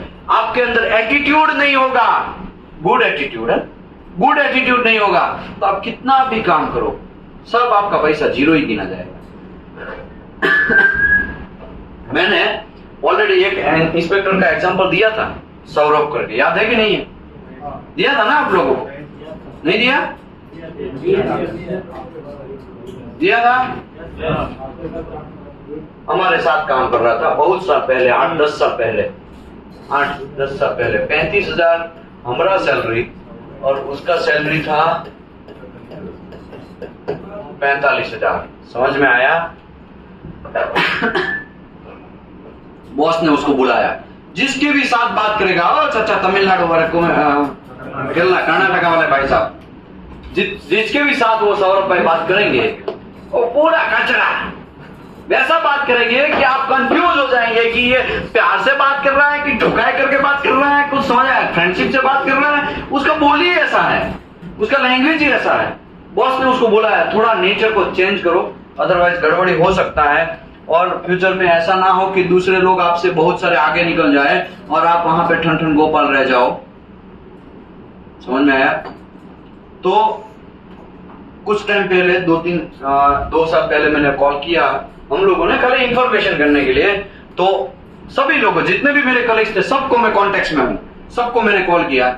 वो भाई साहब 9 लाख पे पहुंचे हैं और जितने बाकी के कलीग्स है वो सभी लोग 3.5 और 3 लाख से प्लस। समझ में आया? एक्चुअली देखा जाए तो उसका कितना सैलरी था? 45,000 था। हम लोगों से तो कहीं ज्यादा था। और बाकी के हम 12 से 14 जो कलीग्स थे, उसमें से 10 से 11 लोग जो है, सभी लोगों का 3 लाख से 3.5 लाख से प्लस सैलरी। समझ में आया? दिमाग समझ में आया कि कहना क्या हम लोग चाहते हैं? मैं ऐसा कहना चाहता हूं, आपको good behaviour, good attitude and positivity mind में रखना पड़ेगा। आपका हेल्थ ही आपके साथ नहीं रहेगा तो भी कुछ काम, आपका बॉडी जो है वो भी हेल्थी होना चाहिए। पैसा बचाने के चक्कर में आप कुछ भी खा लोगे तो वो भी चलेगा नहीं। कुछ लोग ऐसा होते हैं ना, पैसा बच जाए आज नहीं खाना, ऐसा होते हैं भाई, मार्केट में ऐसे होते हैं। कुछ लोग ऐसे भी होते हैं, आज में 50 रुपया, 80 रुपया, 100 रुपया बचाएगा, आज पूरा दिन नहीं खाएगा, तो नहीं खाने के चक्कर में आपका बॉडी का नीड जो है ना वो खत्म नहीं होगा, फिर आपको बुखार होगा, फिर तबीयत खराब होगा। समझ में आया? ओके, यहाँ पे कितने लोगों का तबीयत ऑलरेडी एक बार यहाँ पे इंस्टीट्यूट में आके खराब हो चुका है? खराब हो गया, गुड। ध्यान रखो भाई, 2-3 लोग हैं, ध्यान रखो। एनडीटी में आप पूछेंगे ना तो वही हाथ है ना, पहले सब हट्टे कट्टे, 5 तारीख को 3 तारीख को आएंगे ना, सब हट्टे कट्टे होंगे। जैसे ही 6 दिन जाएगा ना, फिर मैं पूछेगा ना किसका तबीयत खराब है, 15 से 20 लोग तो होंगे ही होंगे। देखो ये सोफिस्टिन करके सर है, 7 लाख कतर में, ग्रुप में फोटो आ गया, देखो।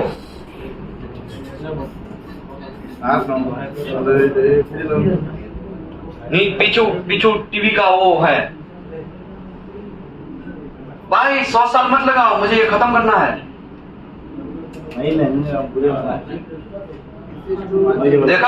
देखा उसका फोटो, देखा, दिखाओ बहुत अच्छा। 100 साल के बाद दिखाओ भाई। देखा, देखो यही जाली वाला चेयर है ना जो आप लोग बैठे हैं, वही है। देखा, फ्रिज नहीं है, टीवी का वो है। क्या है? उसका पैकिंग है, टीवी का पैकिंग है पीछे। हाँ, समझ में आया? कहने का मतलब गुड एटीट्यूड, गुड सर्टिफिकेशन। आपको सर्टिफिकेशन की बात करते हैं, आपको फोकस करना पड़ेगा। आप अभी ये चेयर पे बैठ गए, अभी आपको कोई उठा बना के जाना नहीं चाहिए। अगर टोपी वाले भाई साहब, ओ मुन्ना भाई, अगर आपको कोई उठा बना के गया, उठा मतलब बेवकूफ बना के, आपको बेवकूफ बना के चला गया, तो समझ लेना ये चेयर का आपने अपमान किया। समझ में आया? आपको भी सिक्स सेंस चलाना पड़ेगा। मेरे को तो यही पता है आपको क्या करना है। एवरी 6 मंथ, कितना? एवरी 6 मंथ पे कोई ना कोई एक मिनिमम सर्टिफिकेट गेन करना है। क्या करना है? मिनिमम। सिस्विप करो, बीगेस करो, एपीआई करो, 510, 570, 653, 936 या QAQC या तो NDT, कोई भी फील्ड में नेस करो। हर 6 महीने में एक सर्टिफिकेट गेन करना है। क्या करना है? एक सर्टिफिकेट गेन करना है। अगर आपने ये प्रोसेस को फॉलो कर लिया, मैं लिख के देता हूं आपको, मैं लिख के देता हूं, 1 साल के बाद, कितने साल के बाद? 1 साल के बाद आप 1 लाख से प्लस निकल जाओगे। मैं लिख के देता हूं। इंटरनेशनल सर्टिफिकेट की बात चल रही है। चाहे तो आपको ऑडिट में एक्सपीरियंस है, ऑडिट में अनुभव है, तो आप ISO 9001 2015 कर लीजिए। बहुत सारे सर्टिफिकेशन है। समय कम है, समय अभी कम है, क्योंकि 35 साल के 30 साल के तो अभी ढांढे हो ही चुके हैं, बुजुर्ग बन ही चुके हैं। अभी हम कितना शायद चल पाएंगे? 45 या 50? 15 साल ही बचा है। 15 साल में आपको आपका घर भी बनाना है, शादी नहीं हुआ तो शादी भी करना है, बच्चे नहीं हुए तो बच्चे भी करने हैं। समझ में आया? और अभी सुकून से लाइफ भी जीना है, तो अभी 15-20 साल के अंदर ही जो भी चीज करना है वो करना है। तो 15-20 साल आपका शानदार जाए। मैं ये बोलूं कि 15-20 साल का काम है, वो अगर मैं 4 से 5 साल में कर दूं तो लाइफ जीना लाना हो जाएगा ना। तो वो करने के लिए क्या एक मंत्र है, एकदम डेंजरस सुपर मंत्र है। हर 6 महीने में आप एक सर्टिफिकेशन गेन करते हुए रहो। टोपी वाले भाई साहब, समझ में आया? नहीं आया? आया? मैं हर बार ये सब बात समझाता हूं सभी क्वालिटी बैच को, लेकिन क्या होगा पता है? 24 घंटा गया ना, खाली 24 अवर, 24 घंटा गया, एक बार नींद मार लिया, सब माइंड से क्या हो जाएगा? उड़ जाएगा। हर बैच में 5 से 6 लोग ऐसे होते हैं, 5 से 6 लोग ऐसे होते हैं जिसको दिल पे लगता है। तो मैं ऐसा मानता हूं कि कोई बात नहीं, 5 से 6 लोग मतलब एक फैमिली, 5 से 6 लोग समझ लो, 5 लोगों को लग गया दिल पे, तो 5 एक फैमिली, एक बंदा एक फैमिली को तो रहेगा, अच्छे से सेटलमेंट करेगा। एक फैमिली में 5 लोग होते, 25 लोगों का जिंदगी सुधरेगा। कितने लोगों का? मैं ऐसा धारेगा, अगर 25 लोग भी सुधर गए, 180 लोगों में से अगर 25 लोग भी सुधर गए, तो भी मेरे लिए बहुत बड़ी बात है। मेरे देश का ही नाम रोशन होने वाला है, हमारे देश का ही नाम रोशन होने वाला है। समझ में आया ना? क्योंकि वो 5 लोगों को लग गया ना, वो किसी से हाथ नहीं फैलाएंगे। 5 जो है उसकी फैमिली को मिलाकर 25 लोग हो गए। 25 लोगों को कभी भी हाथ फैलाने की जरूरत नहीं होगा और किसी से पैसा मांगने की जरूरत नहीं होगा। दुनिया उसके पास पैसा मांगने जाएगी, ये किसी से पैसा मांगने की जरूरत नहीं होगा। समझ में आया? मेरा करियर की मैं बात करता हूं, 5 साल मैंने जॉब किया। कितने साल? 5 साल। मेरे जेब में खाली 35,000 रुपया है। 5 साल के बाद जब मैं शांति से घर पे बैठा हूं, मैं चेक करता हूं कि चलो अभी मैं चेक करता हूं मेरे पास ये 5 साल में मैंने क्या कमाया। कुछ घंटा नहीं, मेरे पास खाली कितना पैसा है? 35,000। अब तो कुछ करना पड़ेगा। ऑन द स्पॉट हमने सोचा कि कुछ ना कुछ तो करना पड़ेगा। मैंने क्या सोचा कि सी स्विप कर लेते हैं। मेरे को वेल्डिंग में बहुत इंटरेस्ट था, मैं सी स्विप करने का सोचा, लेकिन पैसा उस टाइम पे था 1,18,000 रुपया पैसा था। कितना था? 1,18,000 रुपीज सी स्विप के उस टाइम पे पैसे थे। बहुत साल पहले की बात चल रही है। अभी तो 1,40,000 पेमेंट है। कितना है सी स्विप TWI का? वेल्डिंग इंस्पेक्टर का कोर्स करना चाहा, लेकिन इतना पैसा है। मामा को कॉल किया सीधा, मामा थोड़ा गड़बड़ी है, पैसा चाहिए, सर्टिफिकेशन मुझे पढ़ना है। मामा शॉक, इतने साल के बाद इंजीनियरिंग डिप्लोमा डिग्री ये सब चीज करने के बाद फिर तुमने 5 साल जॉब किया और अभी बोल रहा है पढ़ना है? शॉक। हाँ पढ़ना है, ठीक है कितना चाहिए? 1 लाख रुपया। 1 लाख नहीं 50 ले ले। 50,000 वहां से लिया, 30 मेरे पास था, 35 मेरे पास था। 50 और 35 कितना हुआ? 85,000। पीएफ मेरा कुछ 30,000 रुपया इकट्ठा हुआ था। कितना हुआ था? पीएफ कितना हो गया? 30,000 और जोड़ो तो 1,15,000। मतलब अप्रोक्सीमेटली मैं इसके नजदीक पहुंच गया। लेकिन इंस्टीट्यूट वाला मां का लाडला 25,000 रुपया वहां से डालना है। 30 से 25,000 रुपया ऊपर से 1 महीने का मेरा सैलरी बंद हो जाएगा, तो घर खर्च चलाने का भी मुश्किल हो जाएगा। तो मेरे को और 50,000 का जरूरत है। कितने का? 50,000 का। अभी कहां से निकाले? बीवी को प्यार से बात किया, समझाया, अभी ऐसा ऐसा है, अब क्या करेंगे, मैं बहुत टेंशन में हूँ। उसने सामने से बोला कोई बात नहीं, ये हमारा ये थोड़ा गोल्ड है, मंगलसूत्र बहुत इंपॉर्टेंट होता है।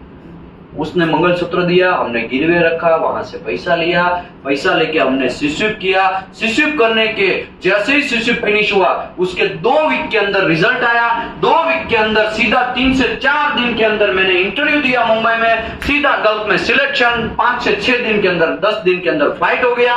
पहले ही मंथ में जिससे भी मैंने लिया था सबको पैसा दे दिया। समझ में आया? मेरे पास 5 साल काम किया। कितने साल मैंने काम किया? 5 ईयर। कितना मेरे पास बचत है? 35,000। एक ही मंथ के अंदर गल्फ में मैं एक ही मंथ के ये सब चीज में गल्फ में गया ना। यहां से जब मैंने सोचा उसके 2 मंथ की बात चल रही है। विथिन 2 महीने के अंदर मैं सिस्विप भी कर लिया, मैं गल्फ में भी भाग गया। भागा मतलब वहां जॉब करने निकल गया। वहां पे मेरा 1.5 लाख सैलरी स्टार्टअप हुआ। पहले ही मंथ में जिस से लिया है तुरंत दे दिया। दूसरे मंथ में इनकम बढ़ गया, मतलब इनकम बचने लगा, और जो भी मुझे छोटा मोटा काम करना था वो करने लगा, और उसके बाद पैसा इकट्ठा होने लगे। बात समझ में आया? 5 साल मरवाया। कितने साल काम किया इंडिया में? कितना पैसा बचा मेरे पास? 35,000। 5 साल तक 35,000 बचना, और विथिन 2 ईयर मैं बहुत पैसा कमा लिया। विथिन 2 ईयर मैंने बहुत पैसा कमा लिया। मुझे ये बोलो 2 साल मैंने गल्फ में काम किया, 1.5 लाख के हिसाब से पूरा बचता ही था। उससे भी ज्यादा बच जाता था, लेकिन थोड़ा खर्चा में वो इंसेंटिव वगैरह भी आता है ना, तो वो बच ही रहा। पूरा का पूरा 1.5 लाख में कहां करता था, घर पे डाल देता था। अभी 1.5 लाख के हिसाब से 2 साल का पैसा गिनो कितना होगा? 18 दूना 36, 36 लाख रुपीज मैंने 2 साल में कमाया। और यहाँ 5 साल में कितना कमाया? दिमाग आपको चलाना है कि क्या करना चाहिए। समझ में आया? छोटा मोटा कोर्स तो ठीक है कर लो, इंटरनेशनल कोर्स भी कर लो। आप पैसा चाहे कुछ भी हो जाए। मुझे ये बोलो कि ये मंगलसूत्र रख के काम करना, और ये जो दिल है ना, जो मेहरारू होता है ना, मेहरारू या बहिरा, क्या बोलते हैं आप लोग? मेहरारू, बहिरा, या क्या आप क्या बोलते हैं? पेन्ने। ओ भाई हमको उसका गोल्ड लेना वो बहुत मुश्किल काम है। समझ में आया? बहुत वो है ना, अंदर से जानता रहेगा मेरा गोल्ड वहां रखा है, कुछ करना पड़ेगा। वो देंगे ना तो तुरंत पहले वही काम करना, उसको छुड़ाना है। समझ में आया ना? ये बहुत दिल पे पत्थर रखने जैसा काम है, और ये काम भी अगर करना पड़े तो करके निकलो। नॉलेज के लिए जितना आप अपने बॉडी के अंदर, जितना आप अपने आप को इंप्रूव करोगे ना, उतना आप पैसा खाओगे। समझ में आया? उतना आप पैसा कमाओगे। लेकिन इंप्रूवमेंट ही नहीं होगा। 30 साल तक जॉब करेंगे और सैलरी पूछेंगे कितना? 25,000 रुपया। 30 साल तक उसने खाली 25,000 में मरवाया। अभी आप सोच लो, ऐसा जिंदगी जीने से अच्छा है कि कोई बिजनेस कर लो भाई, बादर का वगैरह का। समझ में आया? ऑयल एंड गैस सेक्टर में आपको इंप्रूवमेंट करना पड़ेगा। ऑयल एंड गैस सेक्टर में आपको एक राह देखना पड़ेगा। ऑयल एंड गैस सेक्टर में सबसे बेस्ट पैसा कमाने का तरीका है तो वो है क्या है? QC department. कौन सा department? QC department. QC department में भी सबसे बेस्ट पैसा है पेंटिंग इंस्पेक्टर। किसका है? Painting inspector. उसके बीडीएस भी होता है और नेस भी होता है। इसका बहुत डेप्थ में इंफॉर्मेशन देंगे हम लोग, बहुत डेप्थ में। कैसा एग्जाम होता है, कैसा पेपर आता है, पेपर में कितना एग्जाम होता है, वो एक एक क्वेश्चन कैसे तोड़ तोड़ के रखते हैं, सब इंफॉर्मेशन मिलेगा सेकंड पार्ट में। ये मेरा जो है ना पार्ट कहना है पहला पार्ट है। क्या है? पहला पार्ट है। परसों से सेकंड राउंड स्टार्ट होगा।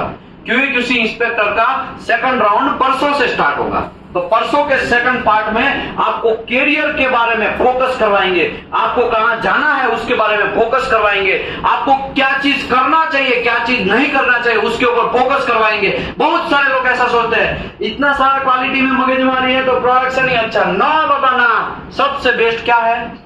Quality department. अरे कुछ नहीं करना है, खाली नॉलेज ही गेन करना है ना, सबकी बराबर ठुकाई करना है चलते चलते। ओ भाई ये नहीं चलेगा, ओ भाई ये यहाँ पे ऐसा करो, ये नहीं चलेगा, इसके हिसाब से नहीं चलेगा, ओ भाई ये गास्केट का मैन्युफैक्चरिंग का पीएमआई करना पड़ेगा, पीएमआई पहले चेक करवाओ। आपको कुछ नहीं करना है, आपको क्या करना है?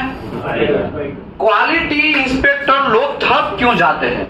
क्योंकि ना वो प्रोडक्शन का भी काम करने लगते हैं। समझ में आया? वो क्या करते हैं? दूसरे का काम अपने मुंडी पे ले लेते हैं, फिर ट्रेस में आ जाता है। क्या हो जाते हैं? ट्रेस में। समझ में आया ना? मैं समझाता हूं कैसे। वेल्डर क्वालिफिकेशन करना है, मैंने सबको सिखाया कि वेल्डर कैसे क्वालिफिकेशन करना। सबको सिखाया कि नहीं सिखाया? वेल्डर क्वालिफिकेशन करना है तो उसमें टेस्ट पीस जो है वो होना चाहिए कि नहीं होना चाहिए? Test piece. वो टेस्ट पीस अभी क्या होगा? एज अ क्यूसी इंस्पेक्टर आप गए, अरे टेस्ट पीस नहीं है, वो टेस्ट पीस पूरा वो जो टुकड़ा टुकड़ा है ना वो लेके फीटर के बाद, अब भाई थोड़ा फीटर पर, वो तुम्हारा काम है ना। पिचकाना है, किसको पिचकाना है? प्रोडक्शन मैनेजर को या प्रोडक्शन इंजीनियर को बोलना भाई ये फीटर अभी तक हुआ नहीं है, तब तक टेस्ट नहीं होगा, जाओ फटाक से फोटो खींचो और क्या करो, तो गए मेल कर दो या एनसीआर तो नहीं, डेविएशन बना लो कि टाइमली नॉट डन फिटअप। लेकिन प्रॉब्लम क्या है? उसको लेके आप खुद फिटअप करवाएंगे तो वो किसका काम आपने कर दिया? फिर वहां पे आदत बन जाएगी। कोई प्रोडक्शन वाला क्या सोचेगा? वो तो वेल्डिंग इंस्पेक्टर खुद करवा लेता है, वो तो फिटअप भी वो खुद करवाएगा। फिर है ना धीरे धीरे कंपनी के अंदर वो इंप्लीमेंट हो जाएगा। फिटअप का काम किसका? वेल्डिंग इंस्पेक्टर करवाएगा, क्यूसी इंस्पेक्टर करवाएगा, वो हमारा काम नहीं है। प्रोडक्शन वाले को यही पता नहीं रहेगा कि ये मेरा काम था, एक्चुअली मेरा काम होने के चक्कर में मैंने नहीं किया, अभी धीरे धीरे आदत बन गई। तो प्रोडक्शन का काम जब आप करने लगेंगे, जब दूसरे का काम आप करने लगेंगे, तब समझ लो आप ट्रेस में आएंगे। आपको अपना काम ही करना है, रिस्पॉन्सिबिलिटी आपका है तो आप ही को करना है, दूसरा किधर भी आपको टांग उंगली करना नहीं है। पॉलिटिक्स, बहुत सारे लोग हैं ना पॉलिटिक्स करते हैं कंपनी के अंदर। आपको याद रखो जितना आप पॉलिटिक्स करोगे ना उतना ही पॉलिटिक्स आपके पिछवाड़े घुसने वाला है, याद रखो। समझ में आया? आप किसी के साथ बुरा करेंगे ना उतना ही दुगनी तेजी से वो आपके पिछवाड़े पे ही वो घुसने वाला है। पॉलिटिक्स करना नहीं है। If you are doing politics then it's create big problem. Politics करोगे और बहुत सारी कंपनियों में ये लोचा होता है। पॉलिटिक्स की वजह से अच्छे अच्छे लोग हैं ना आपकी कंपनी को जॉब छोड़ के निकल जाएंगे।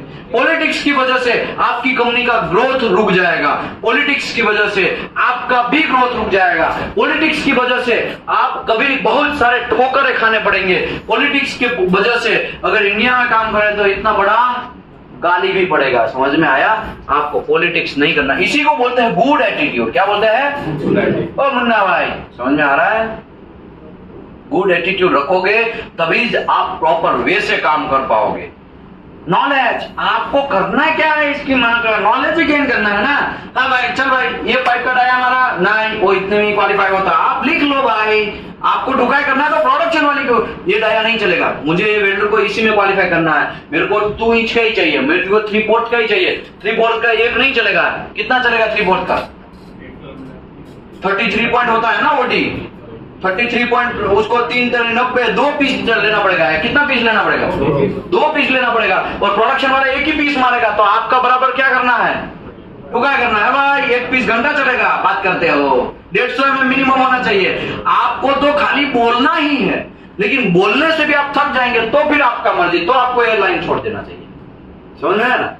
आप ऐसा सोचोगे कि मैं आज QC में हूं और मैं प्रोडक्शन में चले जाऊं तो आप हार गए हैं। हार इसके लिए गए हैं क्योंकि आपने दूसरे का की काम कर रहे हैं। हार इसके लिए गए हैं, ड्राइंग में कुछ गड़बड़ी है वो रिपेयर भी आप ही करो। ड्राइंग में गड़बड़ी तो प्रोडक्शन को बोलो, आपको क्यों करने की जरूरत है? आपको तो ऐसा है तो मेल डाल दो भाई, this is wrong, totally wrong, please kindly correct drawing जब तक करेक्ट नहीं होता है तब तक प्रोडक्शन को आगे ही मत बढ़ने दो। समझ में आया? आपको तो ऑर्डर ही करना है, आपको तो चेकिंग ही करना है। आप इंस्पेक्टर है, क्या है? QC इंस्पेक्टर है, वेल्डिंग इंस्पेक्टर है। लेकिन आप अपना काम भूल के आप हेल्पर का भी काम करने लगेंगे तो फिर ट्रेस तो बढ़ने ही वाला है, ट्रेस तो होने ही वाला है। समझ में आया? ओके, फंसेंगे कहां पे आप? ज्यादा है ना, आप TPI के वहां पे फंसेंगे, क्योंकि आप क्या चाहेंगे, आपके पास बहुत लोड है, अतिशय लोड है, अडल्ट लोड है, और TPI को उसका इंस्पेक्शन करवाना है। क्या करवाना है? TPI को। आपके पास बहुत लोड है, उसके चक्कर में क्या करेंगे पता है? वो आप भी नहीं चेक करेंगे और TPI को साथ में लेके जाएंगे सीधा। वहां पे जो भी ब्लंडर मिस्टेक मिलेगा वो कौन किसको पकड़ेगा? वो TPI पकड़ेगा। और TPI किसकी ठुकाई करेगा? आपकी ठुकाई। सबसे पहले आपको खुद जाके चेक कर लेना है। आपकी कंपनी में ऐसे बड़े 30 मार खान लोग होंगे, सर पहले वो चेक करता है, बाद में TPI, डायरेक्ट TPI को लेके आने का ना, उसको बोलने का ठीक है मैं आज से डायरेक्ट TPI लेके आएगा, खाली मुझे मेल दे दो। आप क्या करो? मेल दे दो। जिस दिन TPI पकड़ेगा तुरंत तो मेल दिखा के सीधा GM को दिखा, देखे सर मैं तो बोला, मैं तो हर बार चेक करता हूँ, लेकिन वो ऐसा बोलता है टाइम बचाने के चक्कर में वो TPI को भी साथ में लेके आने का, ताकि डबल टाइम ना बचे। एक बार आप जाएंगे तो वो भी इंस्पेक्शन करेंगे, उसमें भी टाइम लगेगा, फिर ओके है तो TPI को लेके जाएंगे तो वापस इंस्पेक्शन होगा, तो डबल टाइम जाएगा ना। लेकिन प्रोडक्शन वाला इंस्पेक्शन का टाइम भी नहीं देता है। समझ में आया? आपको इतना दबाएगा तो आपको क्या करना है? आपको मेल करवा लेना। तुम भाई पहले मेल कर दे, प्रोसेस का डेविएशन हो रहा है, ये क्या हो रहा है? वही मेल के ऊपर बराबर तगड़ा ठुकाई करना है। Who is responsible if any NCR raise and if any deviation found, ऐसा करके ठुकाई करो। लेकिन आप दबेंगे कहां पे? आप वहां पे दबेंगे जहां पे आपको नॉलेज नहीं है। आप नॉलेज नहीं है उसके चक्कर में आप दब जाएंगे। ऐसा हाँ भाई ठीक है, ऐसा ठीक है, ऐसा आप नहीं है कंपनी में है, क्या है नहीं है, तो आपको कंपनी का सिस्टम नहीं है, फिर आप क्या करेंगे? ऐसा दबेंगे। समझे ना? नॉलेज होगा ना वो कभी भी किसी से डरता नहीं है, नॉलेज होगा ना वो किसी से दबता नहीं है। अगर नॉलेज ही नहीं है तो तब तो कोई भी अन्ना स्वामी मुत्तु स्वामी आपकी ठुकाई करके निकल जाएगा। समझ में आया? तो रिपेयर प्रोसीजर में आप अगर श्योर है कि ये मेरा गलती है ही नहीं, तब आप वेल्डर को घुसाओ ना कि वेल्डर का स्किल प्रॉब्लम, उसका पुराना भी रिपेयर आया था, इतनी बार रिपेयर आ रहा है, ये वेल्डर को समझा के हम लोग थक गए हैं, लेकिन ये वेल्डर सुधरने का नाम नहीं लिया। निकालो वेल्डर को, फटाक से वेल्डर को उड़ाओ ना, आपको क्यों कोई उड़ाए? समझ में आया? समझ में आया? एक वेल्डर को निकालोगे ना तो बाकी के सब वेल्डर समझ जाएंगे ये तो लोचा है भाई, इसको उड़ा दिया गया। अगर हम भी बराबर काम नहीं करेंगे, हमारा भी रिपेयर आएगा तो हमें भी क्या किया जाएगा? उड़ा दिया जाएगा। तब काम प्रॉपर होगा। स्ट्रिक्ट हो जाओ, आप लोगों को स्ट्रिक्ट रहना है, आप लोगों को टाइट इंस्पेक्शन करना है। जब आपके पास ज्यादा लोड है तो और टाइट हो जाओ, ज्यादा लोड है तब क्या करो? और टाइट हो जाओ। क्वालिटी तो रॉकेट जैसा बना सकते हैं, समझ में आया? क्वालिटी जो है ना एकदम स्पेस में डालना वैसा बना सकते हैं। इसके लिए क्वालिटी को तो आप कभी भी ठुकाए, ओके कोई भी चीज पास करना आपको पता है सब ओके है, तो भी ऐसे वैसे तो पास मत ही करो। आप पास करो, साइन मारो, लेकिन बहुत बार करके पुराना जो गलती है वो सब चीज अभी थोड़ा बहुत आपको ऐसा लग रहा है कि और थोड़ा इंप्रूवमेंट हो रहा है, ये थोड़ा करना चाहिए यार, एक जगह पे इतना ही गया प्रकार, मैं मानता हूँ सब जगह ओके है, लेकिन इतने जगह तो तुमने छोड़ दिया ना, उतनी जगह का क्या? वहां पे रिपेयर आया तो कौन रिस्पॉन्स? ऐसा करके ठुकाई करके पास करो। पास तो करना ही है, हमें भी जॉब चाहिए, हमें भी क्या है पैसा कमाना है, हमें भी सैलरी चाहिए, तो प्रोडक्शन को एकदम रुकाना भी नहीं है, पास तो करना है, लेकिन ठुकाई करके पास करो। समझ में आया ना? ये सब चीज आपके अंदर होना चाहिए। इसी को बोलते हैं सिक्स सेंस। क्या बोलते हैं? Six sense. समझ में आया? तो कोई भी बंदा अगर प्रोडक्शन से है और बी मैकेनिकल या डिप्लोमा वाले हैं तो उन लोगों को क्या कर लेना चाहिए? ज्यादा पैसा कमाना है तो क्यूसी में सीखना चाहिए, क्यूसी में उसमें जॉब को शिफ्ट करना चाहिए, ज्यादा पैसा कमाना है तो। लेकिन अगर क्यूसी वाला ऐसा सोचेगा कि क्यूसी वाला छोड़ के हम लोग प्रोडक्शन में आ जाओ, तो समझ लो कि गड़बड़ी है। वो क्यूसी में क्या काम कर रहा है, वो दूसरे और का भी काम खुद कर रहा है। समझ में आया? अभी आप सोचेंगे अगर ऐसा नहीं होगा हमको तो करना ही पड़ेगा। करना क्यों होगा? प्रोसीजर पढ़ो, प्रोसीजर में क्लियर प्रोडक्शन का नाम लिखा होगा। यहाँ पे लिखा है who is responsible, quality manager, inspection engineer, welding inspector, production manager and production engineer responsible है, उसको दिखाने का है। देख भाई यू आर ऑल्सो रिस्पांसिबल ये प्रोसीजर फॉलो करवाने के लिए।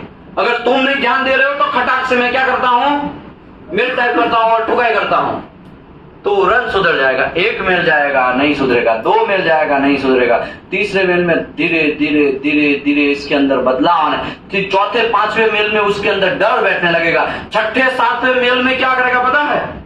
सर अभी हो गया है, ऐसा उसका चेंज हो जाएगा। और 6ठे 7वें मेल में क्या हो जाएगा, वो 100% ओके करके फिर ही आपके पास आएगा। समझ में आया?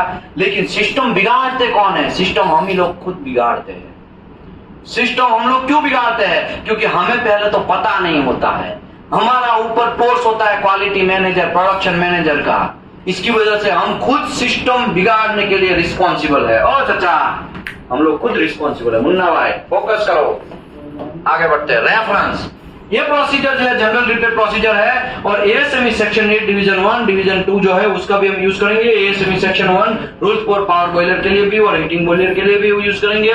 उसके बाद एएसएमई सेक्शन 9 जो है वेल्डिंग, ब्रजिंग एंड फ्यूजिंग क्वालिफिकेशन के लिए है, लेटेस्ट एडिशन। क्लाइंट स्पेसिफिकेशन भी हम लोग इसका यूज करेंगे। तो आइए हम लोग स्टार्ट करते हैं वेल्ड रिपेयर डेफिनेशन। तो 2 टाइप के वेल्ड रिपेयर होते हैं, एक तो माइनर रिपेयर, एक major repair. Minor repair is defined as a porosity, undercut, slag inclusion, arc stack inclusion and repair cavity less than 20% of the metal thickness is called minor repair. And major repair किसको बोलेंगे? Major repair या तो base metal repair जिसको करना है उसको base metal को भी मेजर रिपेयर बोलेंगे, या तो फिर किसको बोलेंगे? Major weld and base metal repair is defined as a crack आ गया, लैक ऑफ फ्यूजन आ गया, लैक ऑफ पेनिट्रेशन आ गया, repair cavity greater than 10% square inch में आ गया, और कोई लीकेज हो गया, कोई रिपेयर कैविटी आ गया greater than 20% of the thickness material पे आ गया।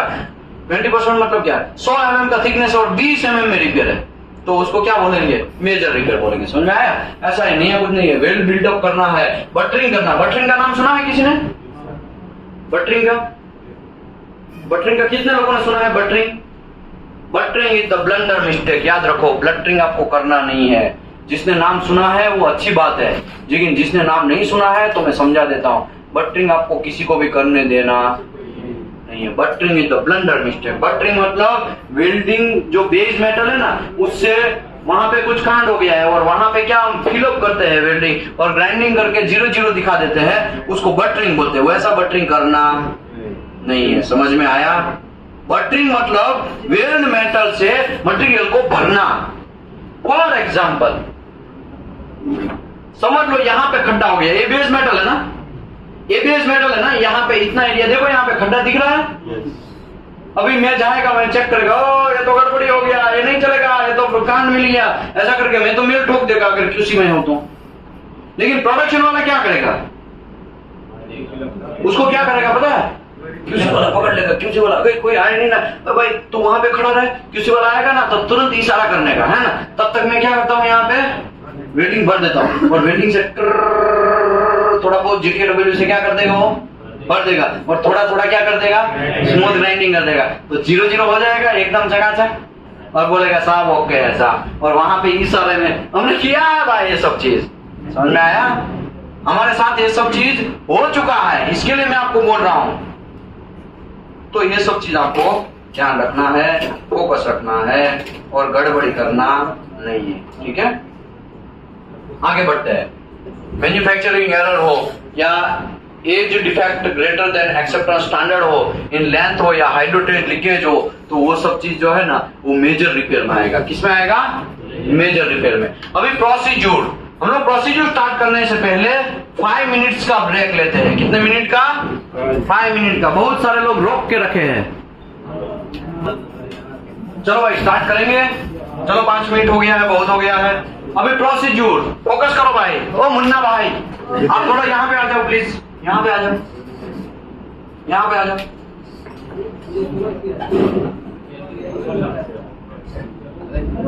जब तक नहीं आओगे तब तक चालू नहीं होगा। यहाँ पे आ जाओ, मेरे सामने ही बैठो। दो स्टूल मत दो। मिल गया? हाँ भाई, वो एक स्टूल निकाल दो, डबल से एक टूटने का चांस है।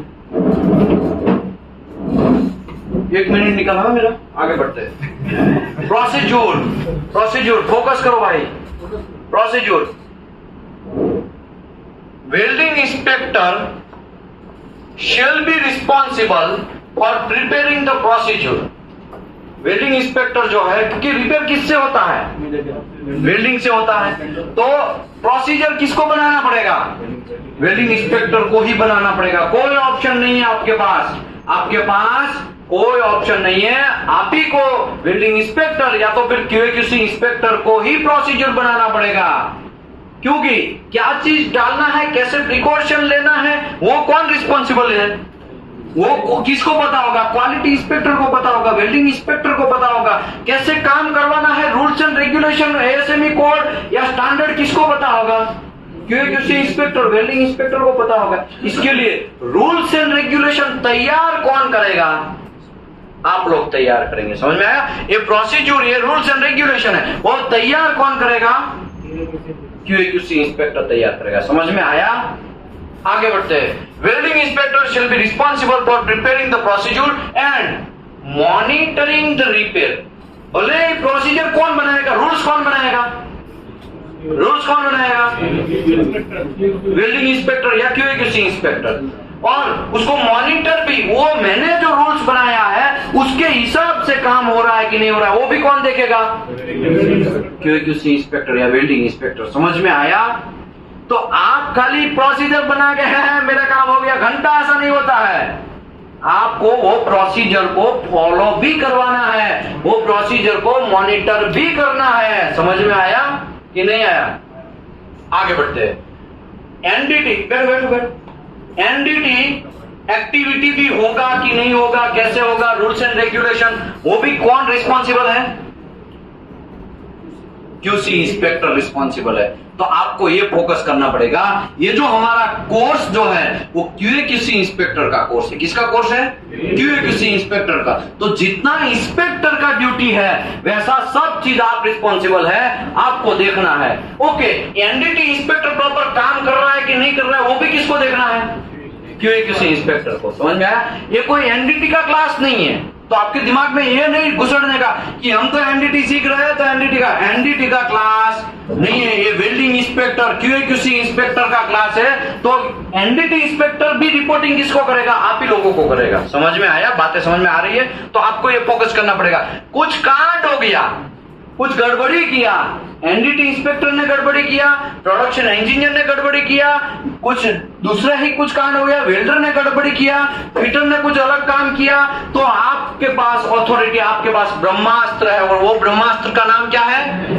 NCR। वो ब्रह्मास्त्र चलाना है, लेकिन किसी को बख्शना नहीं है। गलती यहां पे होता है बख्शने में। क्या है?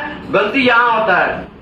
मैं थोड़ा फ्रेंड हूं ना आपका यार, प्लीज जाने दो, दूसरी बार देख लेंगे, दूसरी बार ध्यान रखेंगे, इस बार जाने दो। फ्रेंडशिप के चक्कर में आप क्या करेंगे? उसको जाने देंगे। एक बार जाने देंगे, फिर उसके माइंड में ऐसा होगा दूसरी बार भी गलती होगा तो थोड़ा चाय पानी का देके भी हम लोग जाने निकल जाएंगे, है ना, बच जाएंगे।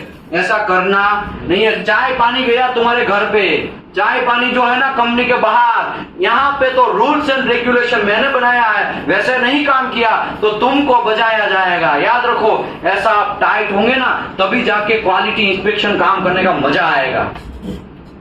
आपको कॉन्फिडेंस कब आएगा? जब आप देखो रूल्स भी आपने बनाया, कैसे वेल्ड रिपेयर करना है वो रूल्स किसने बनाया? आपने बनाया।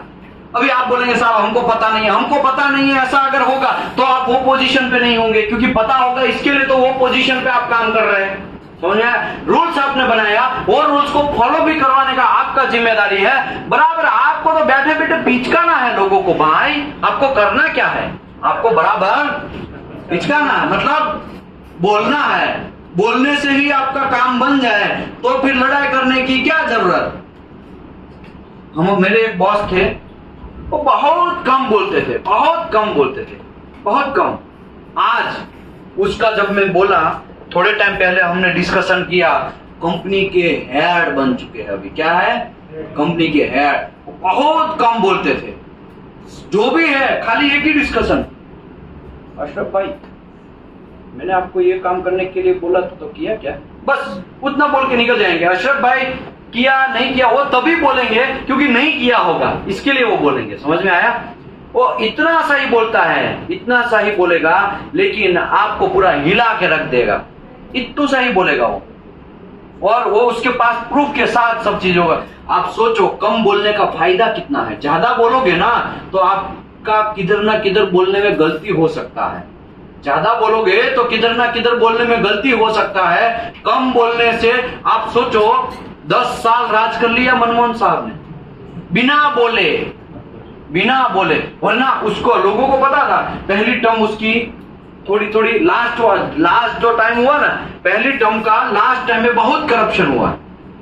5 साल का टर्म होता है ना, उसके 3.5 साल बराबर चला, लेकिन 1.5 साल में बहुत करप्शन हुआ, पूरी दुनिया को पता था। लेकिन सब लोगों को मनमोहन सिंह कम बोलते थे, इसके लिए लोगों को क्या भरोसा था कि मनमोहन सिंह सरकार वापस आए कि नहीं आए, वापस 5 साल राज किया कि नहीं किया, बिना बोले उसने शांति से चला लिया कि नहीं चलाया पूरा देश को। इतने सारे करप्शन हुए, और मनमोहन सिंह सरकार के जगह पे दूसरा कोई होता, फॉर एग्जाम्पल मैं आपको बोलता हूं XYZ कोई दूसरा बंदा है, पीएम बन के बैठा है, तो इतने सारे करप्शन हुए ना, तो वहां पे टिक ही नहीं सकता, उसकी सरकार गिर जाती और पूरा इलेक्शन वापस आ जाता। समझ में आया? लेकिन कुछ नहीं बोले हो, बिना बोलने का पावर कितना है समझ में आ गया आपको। वहां से जब कम बोलना है, रुकाई ज्यादा करना है, मेल से सब डिस्कशन करना है। लोग है ना कॉल से डिस्कशन करते हैं ना, वही लोचा है। कॉल से डिस्कशन नहीं, जो भी है डिस्कशन कहां पे, ऑन टेबल पे या तो फिर मेल पे आप डिस्कशन करोगे ना, तो वो बोलने से पहले, प्रोडक्शन वाला काम करने से पहले 100 बार सोचेगा कि गलत काम तो नहीं हो रहा है ना। अगर गलत काम करेगा ना तो QC वाला हमको पकड़ेगा, और उसको जॉब जाने की भी चिंता सताने लगेगी। समझ में आया? ओके, कंपनी में जब आप जाते हैं तो सबसे पहले मैंने आपको सिखाया, पता नहीं ये दूसरी बैच को बोला, सबसे पहले आपको ऑब्जर्व करना है, पूरी सिस्टम को क्या करना है, ऑब्जर्व। जिधर इधर जाके मुंह नहीं देना है, वरना है ना आपकी वो पकड़ लेगा, उसका आपका माइंड पढ़ लेगा वो। फॉर एग्जाम्पल अब हाइड्रो टेस्ट चल रहा है, आप नया 2-3 दिन हुआ है और हाइड्रो टेस्ट चेक करने गए। फॉर एग्जाम्पल आप गए, अभी देखो क्या है सिचुएशन ऐसा, हाइड्रो चल रहा है, आपका 3 दिन हो चुका है एज ए QA/QC इंस्पेक्टर। अब हाइड्रो चेक आपका पहला काम दिया गया हाइड्रो टेस्ट इंस्पेक्शन का, आप इंस्पेक्शन करने गए, ठीक है? क्या रे तम्बाकू बमाकू खाता है कि नहीं खाता है? वहां से आपको पहचानना स्टार्ट कर देंगे, मसाला खाना नहीं खाना। ओ भाई हाइड्रो में सब बराबर है ना, सब ओके है ना, कोई प्रॉब्लम नहीं है ना। वहां से आपको प्रोडक्शन वाला पहचानना स्टार्ट कर देगा, भाई गैस 2 लगाया ना, अरे भाई बोलने की क्या जरूरत, आप देख लो भाई, है ना। लेकिन फिर भी आप पूछेंगे उसको, आपको क्या लग रहा है, मैं नया हूं किधर फंसू ना, आपके अंदर डर होता है, नया हूं कोई गलती ना हो। लेकिन आप बतियाने लगेंगे, क्या करेंगे, बतियाने लगेंगे, तम्बाकू की बातें करेंगे, गेज की बातें करेंगे, ड्राइंग की बातें करेंगे। ड्राइंग है क्या है, प्लीज लेके आओ। फिटर को बोलेंगे, आप फिटर के साथ डिस्कशन करेंगे, आप भाई ड्राइंग है, ड्राइंग दिखाओ कितना प्रेशर लिखा है। इसका मतलब आपका तैयारी नहीं है, आपको पता नहीं है ड्राइंग कहाँ है। आपने अभी 3 दिन हो चुका है, आपने कंपनी के अंदर कहाँ ड्राइंग है वही पता नहीं, कि आपका सेपरेट ड्राइंग आता है, फिटर का ड्राइंग पूरा ना हो तो ऐसा हो सकता है कि नहीं हो सकता है। मतलब प्रोडक्शन वाला आपको भाप लेगा, क्या कर लेगा, भाप लेगा। और तीसरे हाइड्रो भी वो ऐसे ही कैजुअली करेगा, 1 kg शायद लगाया, आपको उठा बना के निकल जाए, समझ में? कोई लीकेज आया तो, और आपका बिहेवियर ठीक है, लीकेज है कोई बात नहीं, थोड़ा रिपेयर कर दो, हाँ, और ध्यान रखो कोई गड़बड़ी ना हो, ऐसा बोल के आप निकल जाओगे। फॉर एग्जाम्पल प्रोडक्शन वाला आपको भाप लेगा, इसको पता नहीं है NCR के बारे में, उसको कुछ पता नहीं है, उसको पता नहीं है कि रिपेयर आता है तो क्या क्या एक्शन लेना चाहिए, वो उसने कुछ एक्शन भी नहीं लिया। इसका मतलब ये हुआ आपको प्रोडक्शन वाला पूरा भाप लिया। अभी कंपनी के अंदर जो है ना, बस ऐसे ही काम चलेगा, क्योंकि आपको भाप लिया है। अगर आप टाइट वहां से पहले ही जाट के में सीधा गए, आपका दूसरा बिहेवियर, टाइट बिहेवियर, बिना बोलने वाला बिहेवियर। पहले पूरा ऑब्जर्वेशन करने का, 2 गेज लगाया, 2 गेज लगाया, ओके, सभी जॉइंट को क्लीनिंग, नीट एंड क्लीन है, ये क्लेंस को, अभी तो ये जॉइंट के ऊपर तो अभी डेवलपर ही लगा हुआ है, पीटी वाले ने डेवलपर साफ ही नहीं किया है, तुरंत फटाक से फोटो खींच के सीधा प्रोडक्शन मैनेजर, क्यूसी मैनेजर को पिचका देने का, तुरंत वो लोग दौड़ते दौड़ते आएंगे, क्या रे डीपी क्लीन नहीं किया है, तुरंत पूरी कंपनी हिल जाएगी। समझ में आया?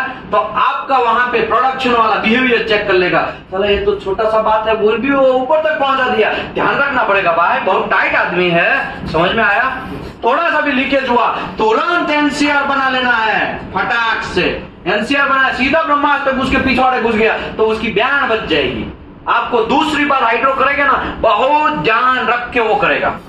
लेकिन आपका बिहेवियर पहले से ही अगर प्रोडक्शन वाला भाप लेगा, क्यों वो भाप लिया? क्योंकि आप ज्यादा बतिया रहे हैं, ज्यादा बातें कर रहे हैं। समझ में आया?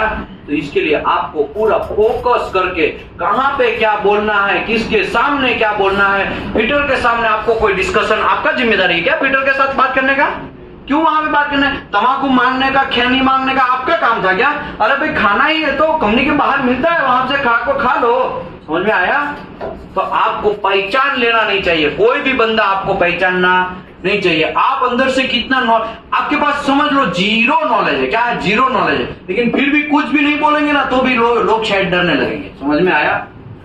इसके लिए हमारा बिहेवियर किसी और क्या पहचान जाए, इसके लिए यहां लिखा है welding inspector shall be responsible preparing the procedure prepare करना है और वो प्रोसीजर को मॉनिटरिंग करना है। मॉनिटरिंग करना भी आपका, रूल्स भी आपको बनाना है और वो रूल्स के हिसाब से काम हो रहा है कि नहीं हो रहा है वो किसको देखना है? वेल्डिंग इंस्पेक्टर या क्यूसी इंस्पेक्टर को देखना। समझ में आया? एंड एनडीटी एक्टिविटी जो हो रहा है वो भी प्रॉपरली आपने जो लिखा है वैसे ही हो रहा है, तो एनडीटी इंस्पेक्टर का भी, एनडीटी टेक्नीशियन का भी आपके साथ कोलैबोरेशन होगा। आप देखेंगे उसको बराबर काम किया है कि नहीं किया है। मैंने लिखा है कि डीपीटी करना है और वहां पे मुत्तुस्वामी एमटी करके आया, तुरंत पकड़ना है, इधर इधर रिपेयर प्रोसीजर पढ़ा है? नहीं पढ़ा? क्यों नहीं पढ़ा? क्यों नहीं पढ़ा? लेक ऑफ स्किल, फटाक से आप उसकी ठुकाई कर सकते हैं मेल में। योर टेक्नीशियन है वो lake contractor, NDT generally contractor का होता है, ठीक है? आप तुरंत कॉन्ट्रैक्टर को पिचकारा कर सकते हैं कि your technician have no skill, lack of skill, and so we already mention in welding is क्या बोलते हैं इसको, repair procedure, in welding repair procedure DPT, but your technician is doing MPT. This is not totally not acceptable and we are raising and we are taking action on you. ऐसा करके खाली छोटा सा mail लिख दो, ठुकाई कर दो और बाकी सब पूरे लोगों को लूप होल में रखने का। तो कॉन्ट्रैक्टर दूसरी बार क्या करेगा? डरेगा। आपके पास का काम है तो एक अच्छा टेक्नीशियन को भेजेगा। समझ में आया? जो कैपेबल हो देने में, क्योंकि कॉन्ट्रैक्टर के पास बहुत सारे एनडीटी टेक्नीशियन है, तो आपका काम होगा ना तो वो पूरा ध्यान रखेगा। उसने उस दिन देखो छोटी बात के लिए मेल को जड़ दिया, अभी है ना हम वहां पे, भाई उसका काम है ना तो तुम ही जाओ यार, उसको थोड़ा हैंडल करो, ठीक है? जो भी है थोड़ा टेक्निकली साउंड है वैसा आदमी भेजेगा, तो टेक्निकली साउंड आदमी आएगा तो फिर अच्छा ही काम करेगा। समझ में आया? आपको फोकस वहां पे करना है, लेकिन आप खैनी में फोकस कर रहे हैं। कहां पे फोकस कर रहे हैं? खैनी में। तो फिर कैसे होगा? घंटा, और हम लोग चाहेंगे हम तो अमेरिका से आगे निकल जाए, घंटा आगे निकलेगा। भाई तुम्हारे अंदर तो नॉलेज ही नहीं है, कुछ नॉलेज नहीं है, सब जीरो नॉलेज है और तुम आगे निकलने की बातें कर रहे हो। NCR shall be raised on base metal repair. अगर बेस मेटल रिपेयर आया है तो आपको क्या मारना है? एनसीआर मारना है। ओके, अभी आपको यहाँ पे प्रोडक्शन वाले क्या करेंगे, समझ लो ये कोई एक वेसल है, एक छोटा सा वेसल है, ठीक है? वॉल यहाँ पे करना था और कर देगा यहाँ पे। क्या करेगा?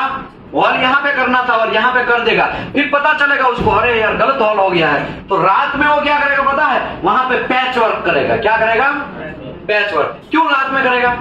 क्योंकि क्यूसी वाला देखेगा नहीं, रात में पैच वर्क करेगा, आपको पता भी नहीं चलेगा। लेकिन अगर आपका सिक्स सेंस चलेगा ना, आपको सब पता होना चाहिए, यहाँ पे इतने एलिवेशन में ये नोजल है, ड्राइंग आपने देखा है, पता तुरंत चलेगा। समझ लो उसने रातों रात गलत काम कर दिया तो वहां पे रस्टिंग होना स्टार्ट हो जाएगा। क्या हो जाएगा? रस्टिंग होना स्टार्ट हो जाएगा।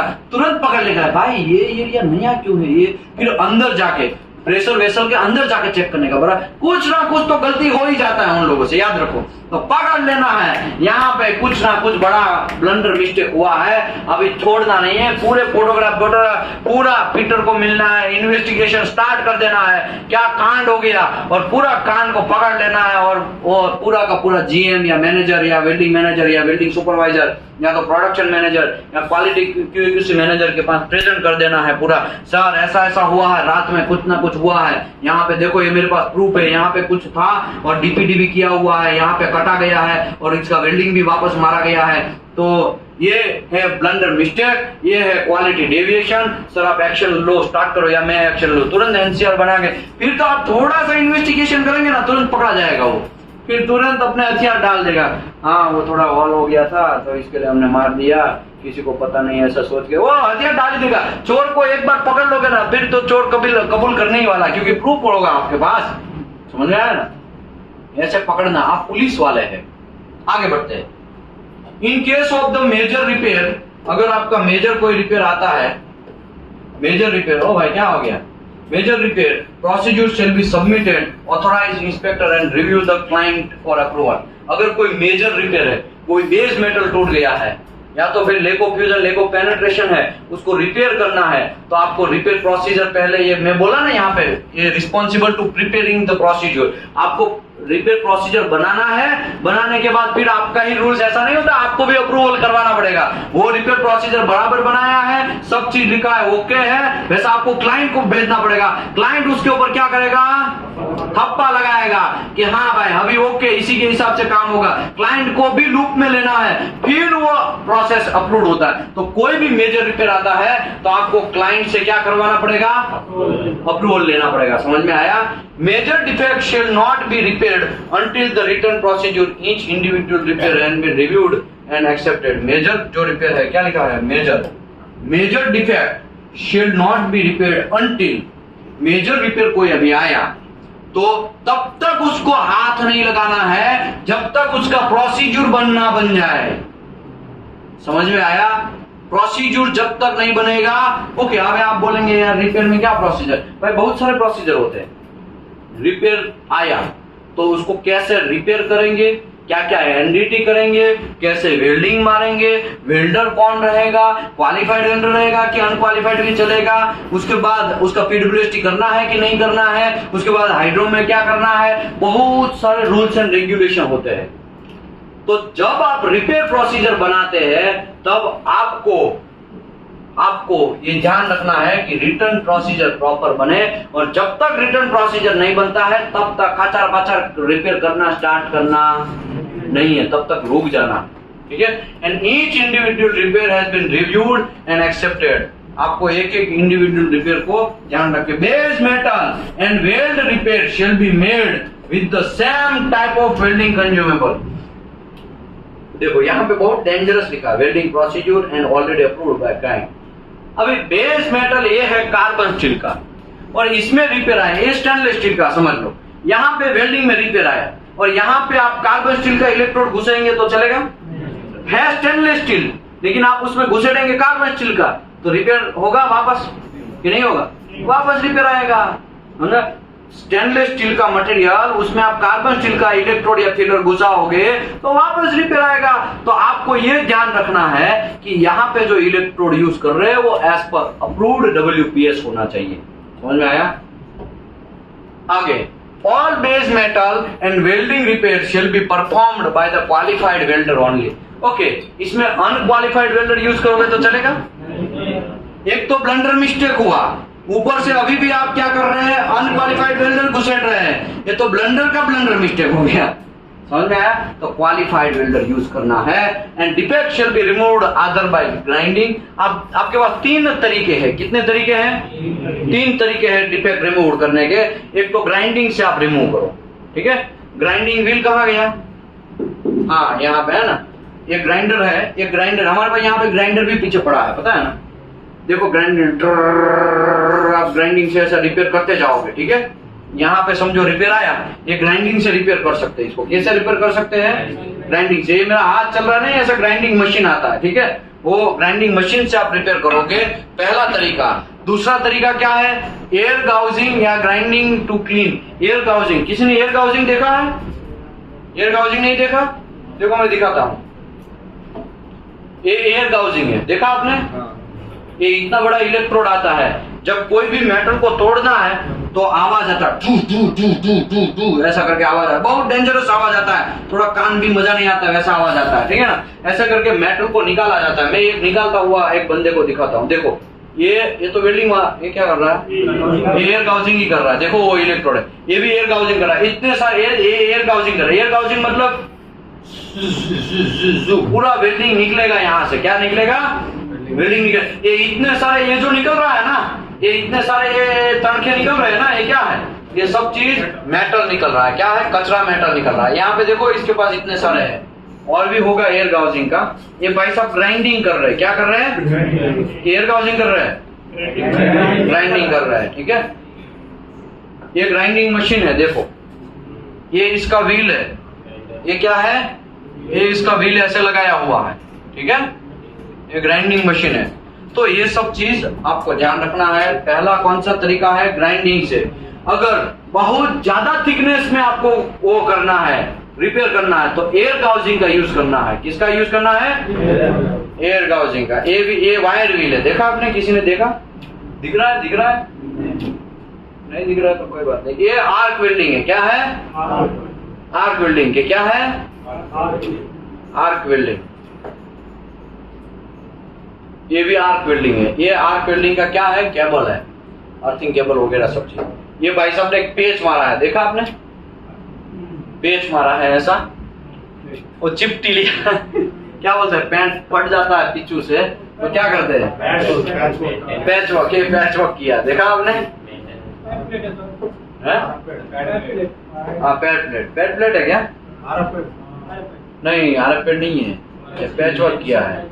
Full penetration groove well, minimum radius 1 inch, remove the damage corroded plate and replacing the insert patch। Patch work है ये वहां पे क्या कोरोजन हो गया होगा तो उतना एरिया काट दिया, फिर वहां पे क्या कर दिया? दूसरा प्लेट चिपका दिया, है ना? ये है, देखो यहाँ पे भी एक छोटा छोटा पार्ट्स वगैरह डाला है। ये अंडरकट है, अंडरकट है ना? ये अंडरकट नाखून जैसा होगा। जब आपका नाखून इसके अंदर ऐसा बैठ जाए तो उसको क्या, ये नाखून होता है ना, नाखून ये पकड़ पहचानने का तरीका, ये जो है ना इसके अंदर ऐसा ऐसा बैठ जाए ना, तो उसको समझ लेना है undercut. Undercut all time base metal side आएगा। किस साइड आएगा? बेस मेटल साइड आएगा, ठीक है? ऊपर है, ये है क्रैक, ये क्या है? Centre line crack. ये है पिन होल पोरोसिटी, क्या है? यहाँ पे देखो ये क्रैक है, देखा आपने? ये क्लस्टर पोरोसिटी है, क्या है? ये over heating and tool penetrate defect, ये डिफेक्ट ओवर हीटिंग की वजह से आ गया है। ये क्या है? साउंड सरफेस अपीयरेंस, ये गुड अपीयरेंस है। यहाँ पे ग्रूव लाइट डिफेक्ट, ये देखो बीच बीच में यहाँ पे डिफेक्ट आया, देखा आपने? सेंटर लाइन क्रैक हो सकता है। ये लेको फ्यूजन है, देखो यहाँ पे ये स्पैटर है, बहुत सारे ऐसे ड्रॉप्स है, पैटर है। ये रूट कनकेविटी है, क्या है? रूट कनकेविटी है। मिस अलाइनमेंट है, ये अंडरफील है। बहुत सारे ऐसे मैंने चिपकाए हुए हैं अलग अलग तरीके के, ये देखो बहुत सारा है, ठीक है? यहाँ पे 3D में भी समझना है तो दिखाया हुआ है। चलिए हम आगे बढ़ते हैं। हमारे यहाँ पे लोकेशन पे प्रॉपर कहाँ थे? यहाँ पे ग्राइंडिंग से भी आप रिमूव कर सकते हैं रिपेयर को, या तो फिर एयर गाउजिंग से भी कर सकते हैं, या चिपिंग से भी कर सकते हैं, ठीक है? ये तीनों तरीके से आप रिपेयर अटेंड कर सकते हैं, ठीक है? प्रायर टू चिपिंग ऐसा हैमर वगैरह होता है ना, चिपर से ऐसा से चिपक से वो सीजल से स्लैग रिमूव करते हो ना, ऐसा हैमर से छोटा छोटा एक धारदार हैमर से ऐसा चिपिंग करेंगे। चिपिंग हैमर, ठीक है? Prior to the commencement of the repair welding, the defective area shall be checked either by visually MT PT and ensure there is no defect are left. Okay, समझ लो, अभी मैं repair की बात करता हूं। समझ लो इसमें रिपेयर आया, क्या आया? फोकस करो पूरा। रिपेयर आया तो आपको पहले आरटी फिल्म यहाँ पे लगा देना है।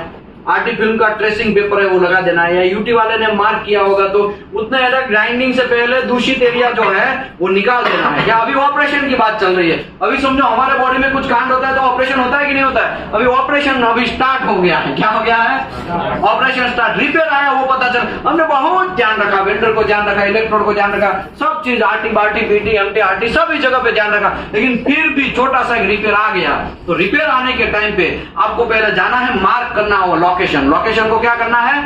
मार्क, एरिया मार्क करना है कि हाँ भाई यहाँ पे ही लोचा है। वो बहुत सारा, अगर यहाँ पे हमारा खोलना होता है और वो खोलने का ऑपरेशन करना है तो डॉक्टर ऐसा मार्क करता है ना कि हाँ भाई इतने एरिया का यहाँ पे खोला हुआ है और यहाँ का काट देगा, क्या ऐसा होगा? तो मार्किंग है, पहले मार्किंग कर देना है। मार्किंग करके फिर डॉक्टर क्या करेगा? वहां पे ऐसा चीरा डालेगा, कुछ ना पता। हमारा काम क्या है? मार्किंग कर दिया, अभी ग्राइंडर से काट देना है। कितना डेप्थ तक काटना है तो डेप्थ भी वगैरह हमें यूटी से पता चल जाएगा कि 8 mm 10 mm 12 mm डेप्थ तक जाना है, तो काटते ही जाना, काटते ही जाना है। फिर काट दिया, हमको लगा कि पूरा क्लियर हो गया तो डीपीटी करना है, एमटी करना है। क्या करना है? डीपीटी करना है और एमटी करना है। एमटी करने में क्यों भाई डीपीटी एमटी काटने के बाद क्यों करना है? क्योंकि और भी कोई डिफेक्ट छूट नहीं गया है ना। ऐसा तो ना हो कि आधा निकला आधा बच गया, ऐसा हो सकता है। कभी कभी किडनी स्टोन का ऑपरेशन करवाते हैं तो कभी कभी दो स्टोन बच जाता है और बाकी के स्टोन बड़े बड़े होते हैं वो निकल जाता है। ऐसा होता है कि नहीं होता है? तो ऐसा नहीं कर देने का, समझ में? निकालना है, पूरा निकालना है ना। और पूरा निकालना, हमें पता कैसे चलेगा पूरा निकला कि नहीं निकलेगा? वो पीटी और एमटी करना है। पीटी एमटी कर लिया, उसके बाद समझ लो वो भी ओके हो गया। उसके बाद वेल्डर को बुलाना है, अच्छे से इलेक्ट्रोड यूज करना है, बेकिंग वाला, प्रॉपर स्टोरेज एंड ये सब चीज वाला इलेक्ट्रोड देना है। क्वालिफाइड वेल्डर को बिठाना है, वेल्डिंग मारेगा प्रॉपर। वापस विजुअल इंस्पेक्शन करना है, बस सब बराबर है। वापस उसको RT NDT PT MT RT UT VT जो भी करना है वो करना है। और वो ओके आ गया, एनडीटी ओके हुआ, तब जाके ये रिपेयर अटेंड हुआ। समझ में आया? ऐसा प्रोसेस है। तो अभी पढ़ लेते हैं क्या है। पहले तो prior to the commencement of the repair welding, defective जो एरिया है हमने एक्सक्वेट किया है, डिफेक्टिव एरिया को हमने निकाला है, तो फिर आपको विजुअल से, एमटी से या तो पीटी से इंश्योर कर लेना है कि पूरा का पूरा डिफेक्ट निकल गया ना, कोई बच तो नहीं गया ना। उसके बाद repair welding shall be done in accordance with the WPS है, तो सबको पता। फिर आपको क्या करना है, समझ लो वो भी कर लिया, फिर डब्ल्यूपीएस के हिसाब से आपको रिपेयर स्टार्ट करना है। डब्ल्यूपीएस में जो भी इलेक्ट्रोड दिखाया है और क्वालिफाइड वेल्डर से आपको डब्ल्यूपीएस से काम स्टार्ट करना है। और weld to weld, original weld except when the original weld shall be welded SAW submerge weld, ये सब चीज आपको whatever XYZ GTW SAW SAW जो भी प्रोसेस है वो रिपेयर स्टार्ट करना है। In that case, the repair may be performed in accordance with the approved WPS SMAW cover the essential variable is base metal welded। तो आपको वो essential variable, non essential variable का भी ध्यान रखना है। मतलब कुछ नहीं है, WPS फॉलो करना है, ठीक है। आगे बढ़ता है, प्री हीटिंग रिक्वायर्ड और अप्रूव्ड। अगर आपको प्री हीटिंग करना है, वेल्डिंग मारने से पहले वेल्डिंग मारने से पहले जॉइंट को गर्म करना पड़ता है। अगर ऐसा जरूरत है, WPS में लिखा है कि भाई 100 डिग्री टेम्परेचर हीटिंग करना है, तो आपको पहले क्या करना है, वेल्डिंग मारने से पहले आपको क्या करना है, प्री हीटिंग करना है। प्री हीटिंग करने के बाद प्री हीटिंग आ गया, टेम्परेचर गन से चेक कर लिया कि हाँ भाई 100 डिग्री या 110 डिग्री 120 डिग्री आ गया है, फिर वेल्डर को बिठाना है, फिर वेल्डिंग स्टार्ट करना है। Upon the completion of the repair the welded area shall B cleaned and dressed up. Dressing करना है, ड्रेसिंग मतलब ग्राइंडिंग से अच्छे से विजुअल ओके हो जाए, ग्राइंडिंग से वो सब चीज करना है। उसके बाद submitting examination where the applicable. उसके बाद एनडीटी वाले को हैंड ओवर देना है कि भाई हमने रिपेयर कर लिया, चाचा हमने रिपेयर अटेंड कर लिया है, अभी क्या करो, एनडीटी कर लो। एनडीटी वो करेगा, एनडीटी में ओके आया तो ओके, अदरवाइज फिर वापस पे लो। समझ में आया? आगे बढ़ते हैं। NDT shall be original testing method and minimum जो इसका रिक्वायरमेंट है वो अटेंड कर देगा। Repair performed on weld, repair हमने वेल्ड के ऊपर अगर करना है, which are not required NDT tested and checked MT PT depending upon the types of base metal. आपको जरूरत है तो वहां डीपीटी करो, जरूरत नहीं है तो मत करो। वो आपको देख लेना है कि जरूरत है कि नहीं है। वो क्लाइंट आपको बोलेगा कि रिपेयर करने के लिए आपको डीपीटी करना है, एमटी करना है, वो सब चीज और सब क्लाइंट के ऊपर है। तो आप प्रोसीजर बनाओगे तो रूल्स तो बनाओगे। जनरली क्या होता है, रिपेयर आया, मार्क करो, मार्क एरिया में ग्राइंडिंग करो, डीपीटी करो, ओके हो गया, वेल्डर को बिठाओ एज पर डब्ल्यूपीएस, वेल्डिंग मारो, वेल्डिंग मार दिया, फिनिशिंग करो, विजुअल टेस्ट करो, एनडीटी वापस करवाओ, एनडीटी ओके हो गया, तब जाके रिपेयर ओके। समझ में आया? ऐसा होता है। ऐसा होता है, लेकिन इसमें से कोई भी स्टेज मिस करेंगे, WPS फॉलो ही नहीं करेंगे, प्री हीटिंग के बिना ही वेल्डिंग मार देंगे तो वापस रिपेयर आएगा। समझ में आया? कुछ भी चीज फॉलो प्रॉपर नहीं किया वापस रिपेयर आएगा। आगे बढ़ते हैं। If the major welding repair reveals during a non destructive testing examination the repair WPS shall be required client approval and shall include following the weld may be repaired twice any defect location। ध्यान रखना है, एक ही जगह पे 2 बार repair आया। कितनी बार repair आया? 2 बार। समझ लो यहाँ पे मैंने रिपेयर किया, पहली बार तो एक तो ओके हो जाना चाहिए था, लेकिन हुआ नहीं, रिपेयर आया, स्लेग आया। क्या आया? स्लेग आपने काट दिया, निकाल दिया, वेल्डिंग प्रॉपर फॉलो किया, प्रॉपर एनडीटी वगैरह सब फॉलो किया, वहां पे दूसरी बार पोरोसिटी आया। क्या आया? दूसरी बार भी आपने रिपेयर कर दिया। फॉर एग्जाम्पल, पहली बार आपने रिपेयर आया तो 1 बार हो गया, दूसरी बार रिपेयर आया, दूसरी बार हो गया, दूसरी बार भी रिपेयर अटेंड किया, लेकिन तीसरी बार अगर रिपेयर आता है तो ध्यान रखियो गड़बड़ी है। तीसरी बार रिपेयर आता है तो आपको रिपेयर अटेंड करना नहीं है, बुलाना है माँ के लाडलों को, जितने लोगों इसमें इन्वॉल्व है सबका मीटिंग करना है। आप पहली बार रिपेयर आया, हम मानते हैं कुछ गलती हो गया, लेकिन दूसरी बार तो वो सीरियसनेस होके काम करना चाहिए था। कौन यहाँ पे कांड कर दिया, विलन का काम किसने किया, सही बोला, और उसका पूरा मीटिंग होता है। अगर समझो वो भी रिपेयर कोई एग्जांपल के तौर पे कर लिया, 2 बार रिपेयर अटेंड किया लेकिन रिपेयर अटेंड नहीं हो रहा है तो तीसरी बार आपको रिपेयर अटेंड करना नहीं है, क्लाइंट के पास जाना है। सर यही इस लोकेशन पे 2 बार रिपेयर ऑलरेडी हमने अटेंड किया है, लेकिन ये तीसरी बार भी आया है, अब क्या करें? तो क्लाइंट बोलेगा हमको ऐसा मटेरियल नहीं चाहिए, वो मटेरियल रिप्लेस करो। क्या बोलेंगे? रिप्लेस करो, काट के फेंको। मैं आपको दिखाता हूं, देखो ये एल्बो है, ये पाइप है, ये एल्बो और पाइप का वेल्डिंग मारा, रिपेयर आया तो पहली बार रिपेयर आ गया, हमने अटेंड किया। पहले तो ऐसा होता है कि ये कितने इंच का है? 1 इंच का है, 1 इंच का है ना ये। तो यहाँ पे रूल्स ऐसा है, यहाँ पे रूल्स ऐसा है कि 1 इंच के अंदर कुछ भी रिपेयर आया उसको काट के सीधा फेंक ही देना। ये एल्बो भी गया और यहाँ का पाइप का भी 5-6 mm या 3-4 mm गया। समझ में आया?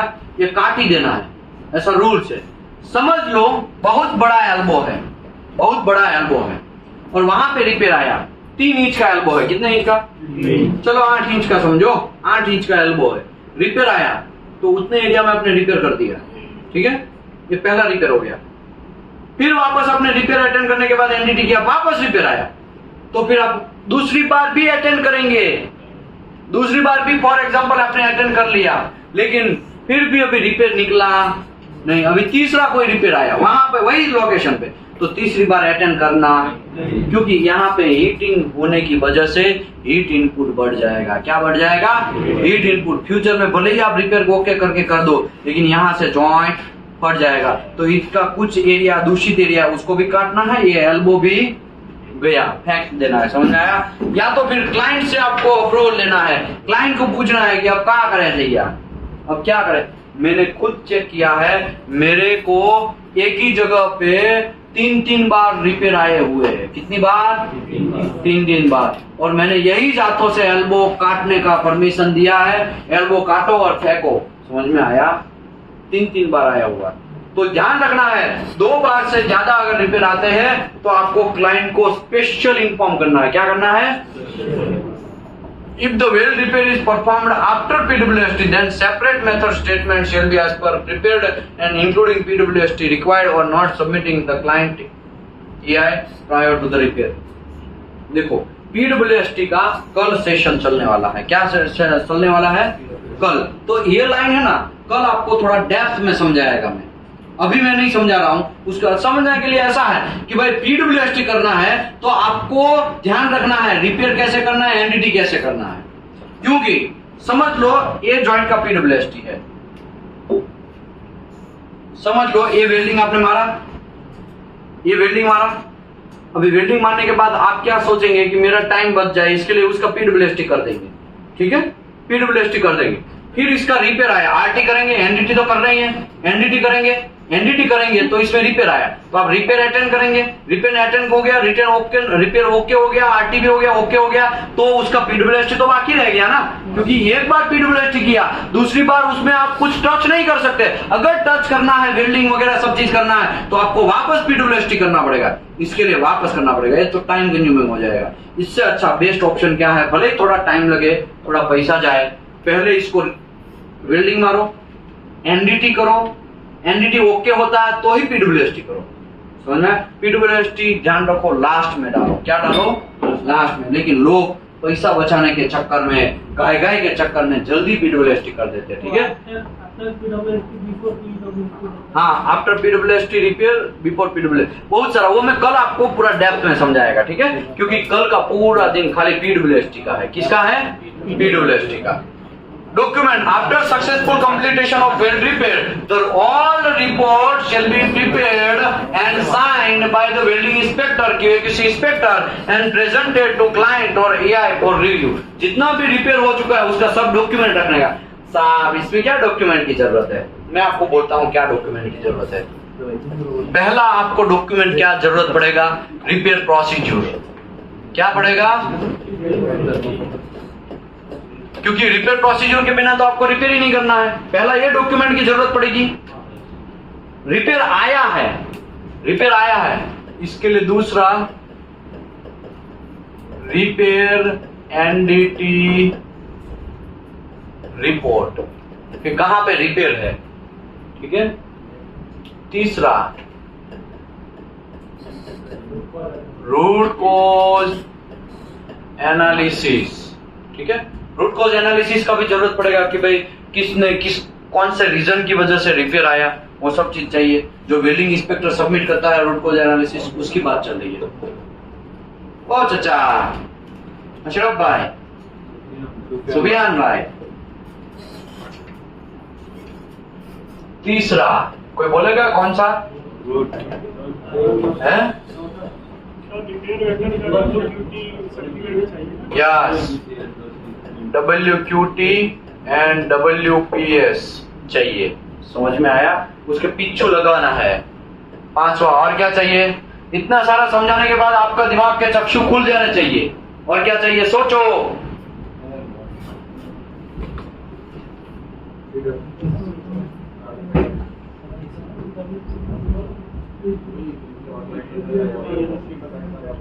री एनडीटी किया है आपने, उसके भी रिपोर्ट चाहिए कि नहीं चाहिए? पहले वाला क्या था और तीसरा वाला क्या? पहले वाला है ना, फर्स्ट टाइम रिपेयर आया है तो कहां आया है उसका रिपोर्ट है, ठीक है?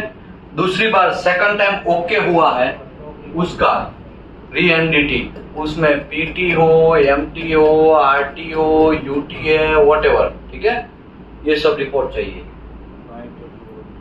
उसके बाद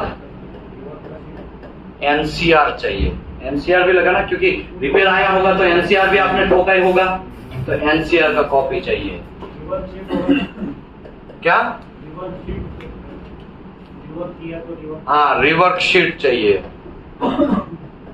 रिवर्क शीट चाहिए। आठवां क्या है? टूल बॉक्स टॉक्स, क्योंकि एनसीआर बनाया तो आपने टूल बॉक्स तो किया ही होगा कि नेक्स्ट टाइम ध्यान रखो ऐसा। टूल बॉक्स टॉक तो किया होगा ना, ये टूल बॉक्स टॉक चाहिए। और कोई रिपोर्ट चाहिए? और कुछ बचा है? क्या क्या? पेनाल्टी।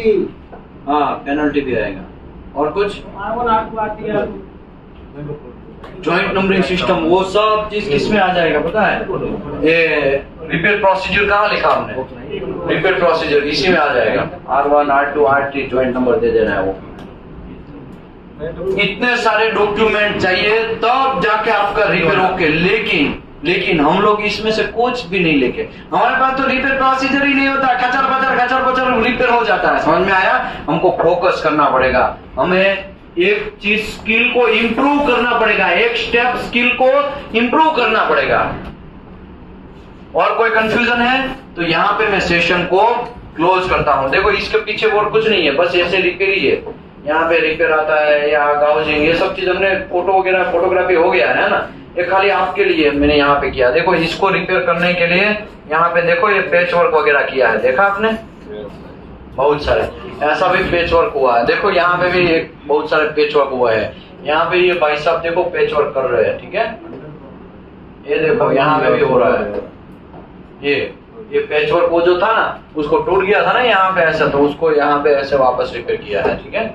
और कुछ नहीं है, अंडरकट है, ये लेको फ्यूजन क्रैक्स वगैरह है, ये बहुत सारा चीज का यहाँ पे इंफॉर्मेशन हमने दिया है। तो यहाँ पे देखो ये क्या है, ये ऐसा कुछ लेके दौड़ रहा है, देखा मैग्नीफाइंग ग्लास, ये भाई साहब ऐसा लेके घूम रहा है। तो ऐसे ऐसे आपको चेक करना है, ये आपका ड्यूटी है, ठीक है। लेकिन हम लोग समझाएंगे सिखाएंगे, फिर भी क्या होगा, गलती तो होने वाला। Thank you very much everybody. यहाँ पे मैं सेशन को क्लोज करता हूँ।